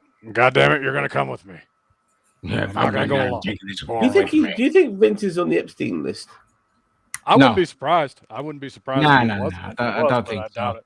Yeah. Vince was so detached from everything that isn't wrestling. He was so tight with Donald Trump. Him and Trump were like best mates. Him and Trump were tight, but that's just that. In terms of, I mean, I wouldn't put it past him, but Vince was just wrestling. You know what I mean? He was Yeah, so. that was all he fucking knew. He didn't know shit That's else. all he knew. He didn't have many other than But you Donald wanted the Trump. connections though, and all of that. You know, you liked all the Yeah. connections and The He funny, wanted the Hollywood connections, yeah, but he the never got it. The funniest fucking thing though that Linda ever did was when she conceded in 2012 because she lost. She's like, "I'd like to thank Vince," and Vince just rolls his eyes and he just looks so pissed off and so defeated because he was like, "This bitch spent $100 million of my money to lose twice. She lost twice and didn't win shit, and it took her years until she became a member of fucking Pickle Dick's cabinet." Yeah. I Yeah. had no clue who CM Punk was until I watched the show Hills, which I rather enjoyed. Yeah, I mean CM Punk, another one, is a pretty good another one actor. was Stephen Amell. Yeah, I keep wanting to watch that. I keep forgetting good. about it. It was good. Yeah, it was good. I only watched the He was first also- series, but I enjoyed He it. was also in Mayans as well. He was in the series Mayans. CM Punk. Nope. Was he? Oh, Yeah, he's in that Cool. till like season 4. I never think. watched it. I tried to watch Sons of Anarchy, but it just bored me. Oh, So I love was those just like, shows. I love anything about organized crime where you're following. you just the like organized anything, criminals. period. You literally watch. No other human on the planet watches as many TV shows as you do. Like, I'm in envy because I can't concentrate long enough for a lot of shows unless I'm really invested in it. No, Like you Stranger know, Things Part 2 has I- been out, and I can't be bothered to watch it, and I want to watch it. I've already 'cause seen Part part 1 was 2, great. but I like obviously I love a good whodunit, and I love gangster shows, man. Like this is Yeah. outside of the science fiction Marvel shit. You know, these are some of the other genres that I absolutely love, and Yeah. so I can't get enough of it. You put a gangster show, I'll give it a shot. Not all of them are great. There's some terrible ones. You know, that Soprano movie, that Soprano movie prequel, which had Michael Gandolfini, James Gandolfini's son, playing a younger version of Tony Soprano. He was really good, Michael Gandolfini, but the film itself was shit. Yeah. Yeah, that was general consensus. I said the kid done great, but everything else was shit. Yeah. I can't really see James Gandolfini doing much. You know, he did the Penguin show, and you know, he wasn't really a Michael standout. Gandolfini, you mean? Sorry, Michael Gandolfini. He's a lot more, he's more talented than people realize. He's But yeah, I wish him well. I hope he reaches or exceeds his father's heights. If he's good enough and worthy enough for it. He's got to be like he's not like a he's not like a Brad Pitt or anything. He's got to find that niche that works for him, you know, and then you could put him in there absolutely. like The Sopranos was for James Gandolfini.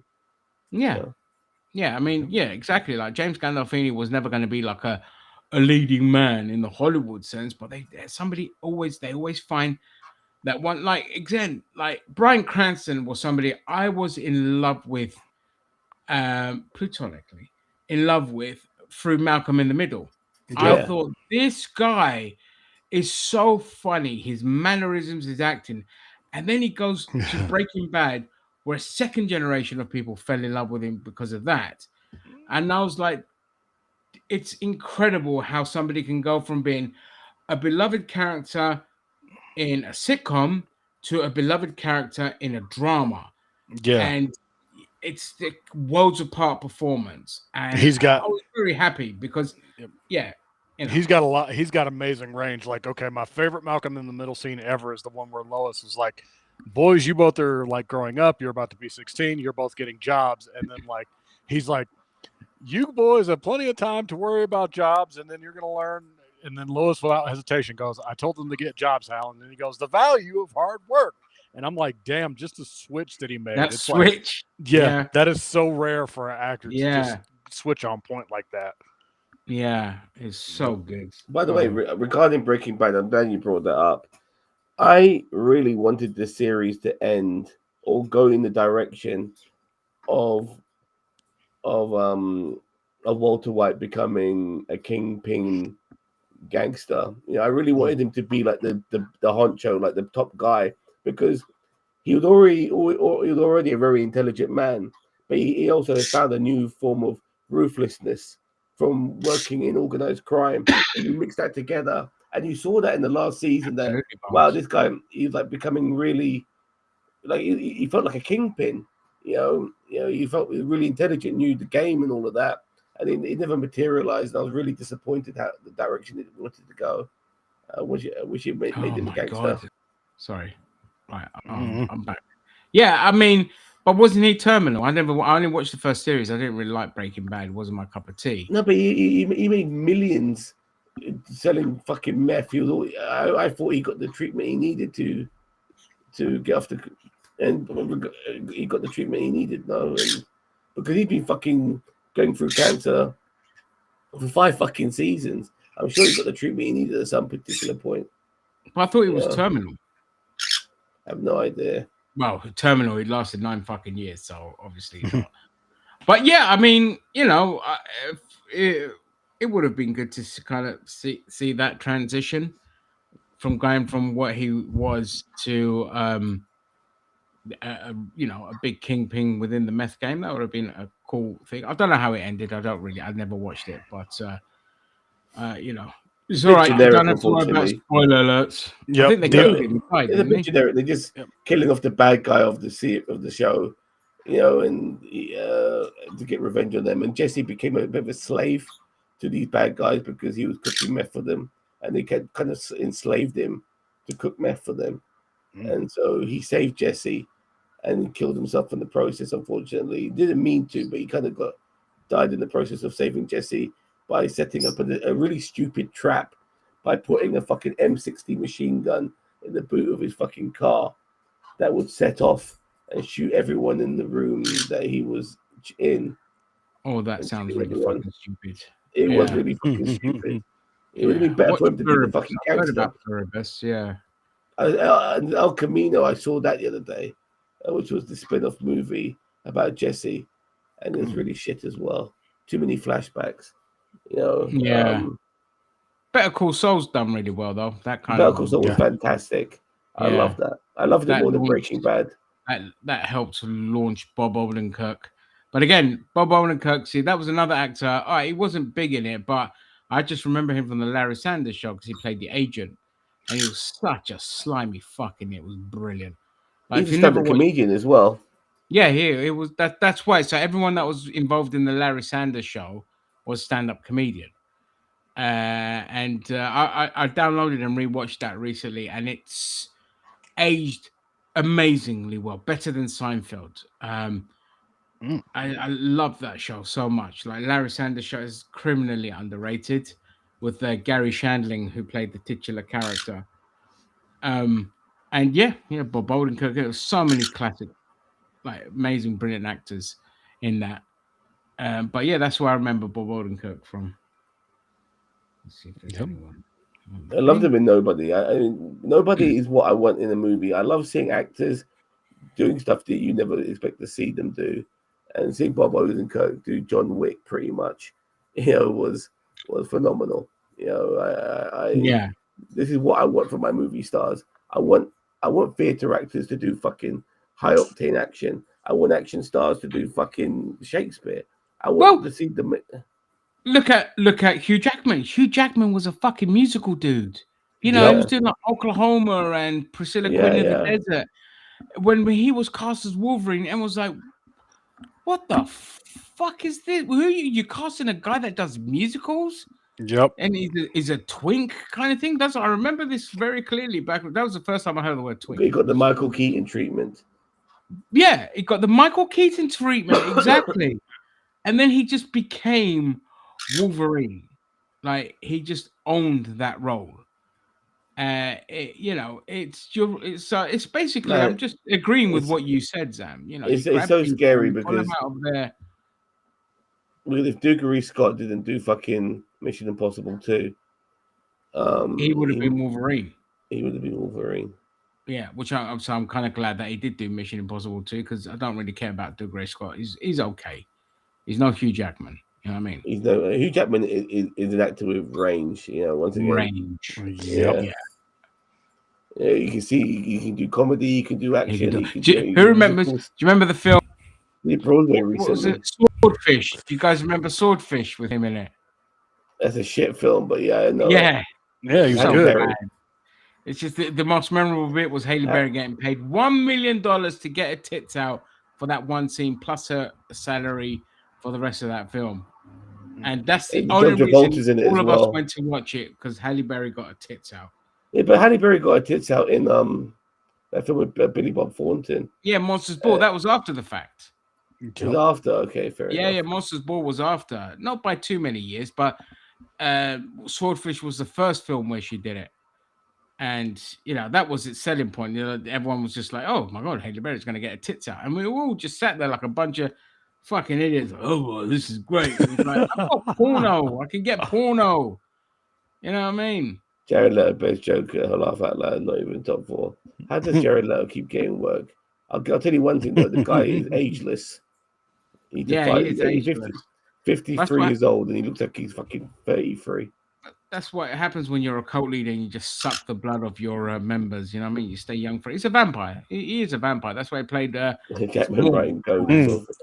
Yeah, he's writing code in Swordfish whilst getting this girl sucking his dick. Yeah, I remember that. yeah. No, he was hacking at the time. He wasn't writing code. No, he had to prove himself to John Travolta. Yeah. So he put him in a situation where he had to hack this thing. And he's getting his dick sucked. Yeah, I remember that. But that's what I mean. He wasn't writing code. He was getting his dick. He was hacking at the time. It was that film just was Joe Silver in a nutshell, because it was a Joe Silver produced film. I was just like, that was when he hit his peak pretentious era. You know what I mean? And Joe Silver, don't get me wrong, I love Joe Silver. Joe Silver is a fucking legend. He's one of the greatest producers of all time. He's the guy that gave you your Lethal Weapons. He's the guy that gave you your Matrixes. Is it Time Cop, is it? Yeah, he did all of that. He's like some of the best action films from the 80s. Even Who Framed Roger Rabbit is Joel Silver. Okay? Joel Silver did that? I think so. Either that or Lethal Weapons movies. Mate, he's done some of the best ones here. Last Boy Scout, my God, I love that film. Yeah, Last Boy Scout. Commando, the Lethal Weapon films, Sherlock Holmes. What else? The Matrix, House of Wax. I didn't know you did horror. Assassins. That was Stallone. Assassins is a great film, yeah, with Banderas and Stallone. Die Hard 2, in my opinion, doesn't get enough love. It's a really good film. Love Die Hard 2. Listen, I love all three of the first 3 Die Hard films. I love them. Yeah. So yes. Predator 2, he did as well. Predator 2, yeah. Yeah, Die Hard, the first one. My favorite Predator film. And Predator. Yeah, that's what I mean. Joe Silver he's a 48 legend. Hours, Swordfish, Demolition Man. Yeah. Swordfish Ricochet. and Romeo Must Die killed his career. Even though he's Romeo still Must going Die is awful, man. Huh? I mean, rest in peace, Leia. But Romeo Must Die is awful. Terrible. There's no chemistry between Jet Li and fucking Leia. You could not believe their relationship. They didn't even fucking kiss in the film. It just it was terrible. He did some really cradled, he went all fucking, I don't know, ghetto and stuff and I'm trying to say this in the most respectful way. I really apologize if I'm sounding rude, but cradle to the grave, exit wounds and shit like that, you know? Yeah, because hip hop had hit its commercial peak and rappers were like the biggest thing at the time. So that's where he pivoted into that area there, because he was just grabbing all these rappers, because all those films you mentioned have DMXs and all that kind of stuff in there, Aaliyah, all this. Then that's where he pivoted, because that's where the money was at the time. But these films were bloody terrible. Then there's a couple of there's some good ones in there, but unfortunately they didn't get the recognition because his stock had fallen, like Kiss Kiss Bang Bang. You know, and Kiss Kiss Bang Bang did well. No, it did well. It did get the recognition it deserved, in my opinion. You know, but, did he produce that? Yeah. Oh right, I didn't know. I know Shane Black wrote it, but I didn't realize Joe Silver produced it. But listen, Joe Silver is my GOAT. Joe Silver was the gold fucking standard up until Romeo Must Die and Swordfish, where they just fell off after that. But I love Joe Silver. He's always.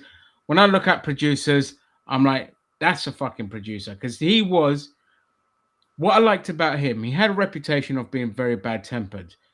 but he knew what needed to be done, and he always looked after the directors and the writers. The most important thing.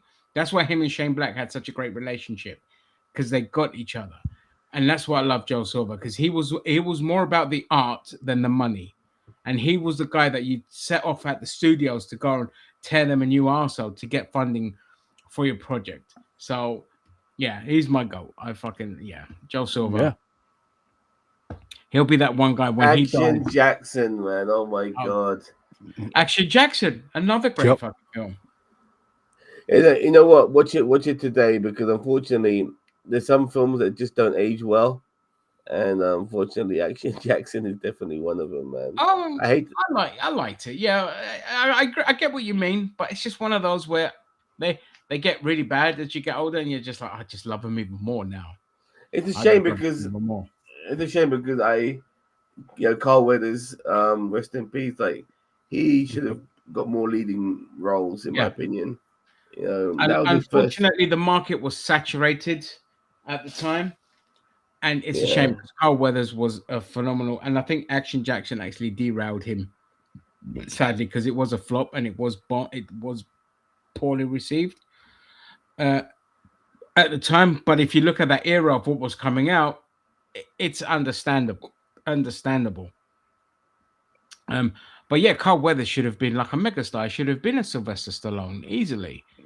That physique, man, my God! And he's a brilliant actor and brilliant director, because his Mandalorian episodes were the best episodes of the Mandalorian, along with Deborah Chow. I like his performance in he kind of played a bit of an like a Weasley aristocrat, sort of character, which was very different to what you usually see him perform. So he showed some range in the Mandalorian, and I liked it. Yeah, it was brilliant. It was brilliant. And also, let's not forget how good he was in Happy Gilmore as well. It was hilarious in that. Yeah, it was great. Chubbs, playing Chubbs. Yeah, Chubbs. Fucking he was awesome. The Thunder from Down Under. The only good thing about his death, if that's a nice thing to say, is that he didn't get shoved in Happy Gilmore 2, which I hate that fucking film with a passion. That was my worst film of last year. Oh yeah, Happy Gilmore 2. It was like, people were like, oh yeah, this is gonna be great, and it's like, yeah, Happy Gilmore was several years too late. Well, it was just like cameo after cameo after cameo after cameo. Nobody knows these fucking people. And then it was all like the usual friends were in it. And it's just like Happy Gilmore should have been a story that led more into Shooter McGavin's redemption than about Happy Gilmore himself. You know what I mean? I agree. There was World War II movie he was in, which was really good.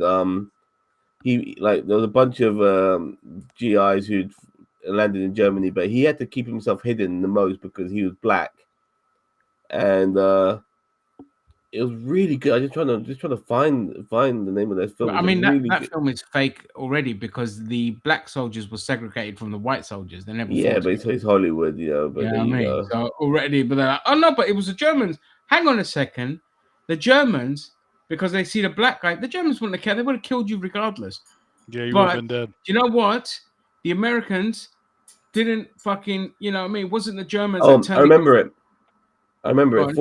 Force 10 from Navarone. I remember it had Force 10 from Navarone. That's a great film. It had Edward Fox and Harrison Ford in it. Yeah, Harrison Ford. Yeah, and Robert Shaw. And I remember they had to blow up this dam. I remember it now. They had to blow up a dam, and. Yeah, it's a really good film. Very underrated. It went under the radar. Because back then you had all your fucking sort of like World War II type films there, and so this one kind of got lost in the mix to a degree. Yeah. Yeah, but it's a really good one, by the way. Yeah, it was. But it was, it was a bunch of like white people playing Greek soldiers, which was hilarious, from what I remember. Because like Navarone is obviously in Greece. Wait, is that the same one, or is that it's Force 10 and there's the Guns of Navarone? So Guns of Navarone was in 61, so I don't think Carl Weathers was in that one. No, for Force 10, it was Force 10. Yeah, Force 10. Yeah, that's the Harrison Ford one. There's a movie called he plays the Thunder from Down Under. No, it's like Action Jackson, but he's in Australia. Oh, don't know that one. I swear, I saw that. Let's have a look. I'll look at his IMDb. I can't see it anywhere. What was it called? I think it's the Thunder in Down Under because he's not from Australia.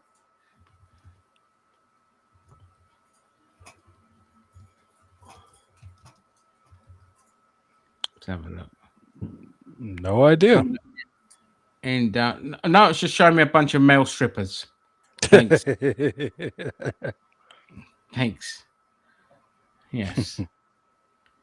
Brilliant. So now I'm gonna get a bunch of gay recommended adverts, and people are gonna. Carl Weathers' Australian movie, Hurricane Smith. That's it. Oh, Yeah. Hurricane Smith. And he gets rid of the trademark moustache. Trump just froze childcare funding for all 50 states. Happy New Year. Oh, great. Fantastic. Have more kids, but we're not going to help you.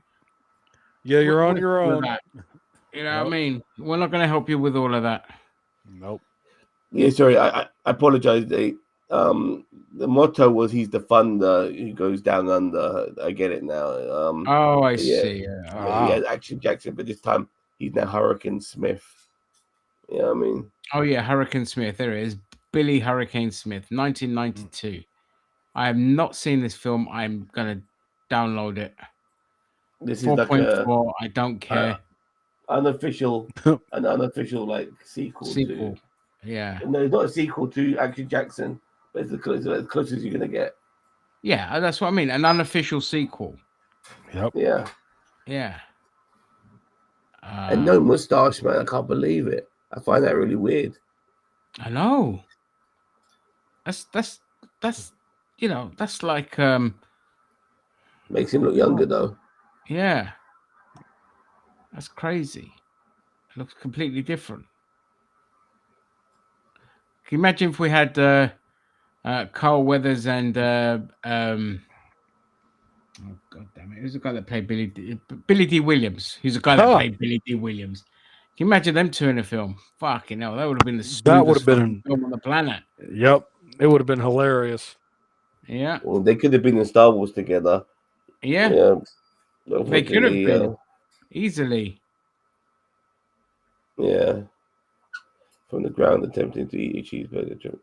Yeah, I heard about that. He also stopped Lauren Boebert's bill passing through regarding. Yep, Colorado's fucked. If you want clean water, good luck with that because you ain't getting it. At least in Lauren Boebert's district. What? Yeah. Yeah, he stopped. Yep, he stopped Colorado, certain parts of Colorado, from getting clean water. This guy's really drunk on his own Kool-Aid. I swear to God, like he's just doing whatever the donors want, basically. Good Lord, Billy D. Williams is gonna be 89 this year. Damn. Yeah. Fucking hell. It just makes you wonder, like when are people gonna stop buying into his shit? But he feels like he can. They already are. They're sick of him. He's got the lowest approval ratings. They're sick of the back teeth of Trump. 2026 is going to be a bloodbath. Yeah. And all I would say to the American citizenship is, when you go to the voting booth, take your guns with you. Send a message to say, "Hey, we are going to fucking vote, and if you try and stop us, good luck." Good luck, because it's going to be a bloodbath. And if the Democrats have any balls, they'd spend the next 2 years just impeaching everyone. Because they've broken so many fucking laws. It's crazy. And by the way, I'd like to go on record to say the UK is doing the same thing. It is violating so many laws by helping a foreign government enact fascist laws here. Like, you can't even say globalize the without it being a criminal offense now here in this country.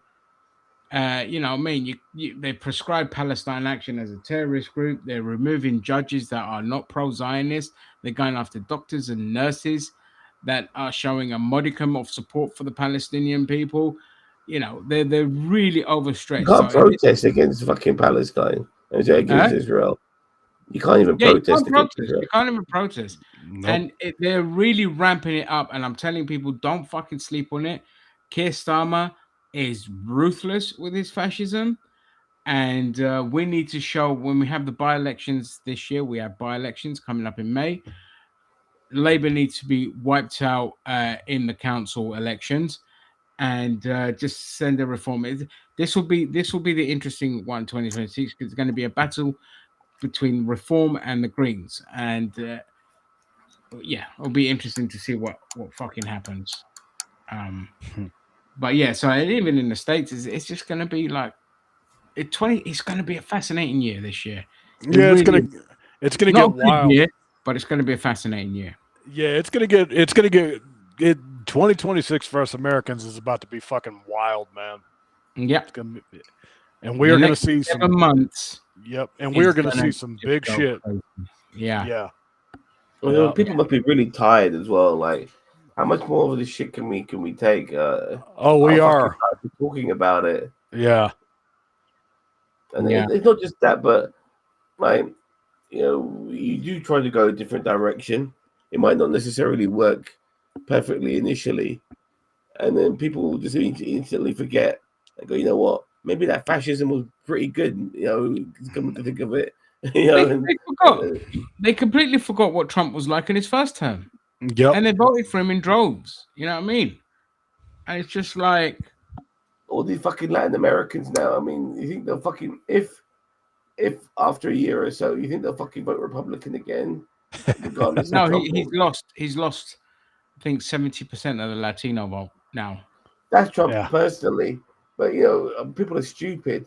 They go, you know what? We can vote Republican now, but Trump's no longer in office. Yeah. But the groups that always piss me off the most are the ethnic minorities because they always vote against their best interests. They're like boomers. Like, why's my pension up? Well, you keep voting right wingers, and then all of a sudden when they come after you, you're just like, oh.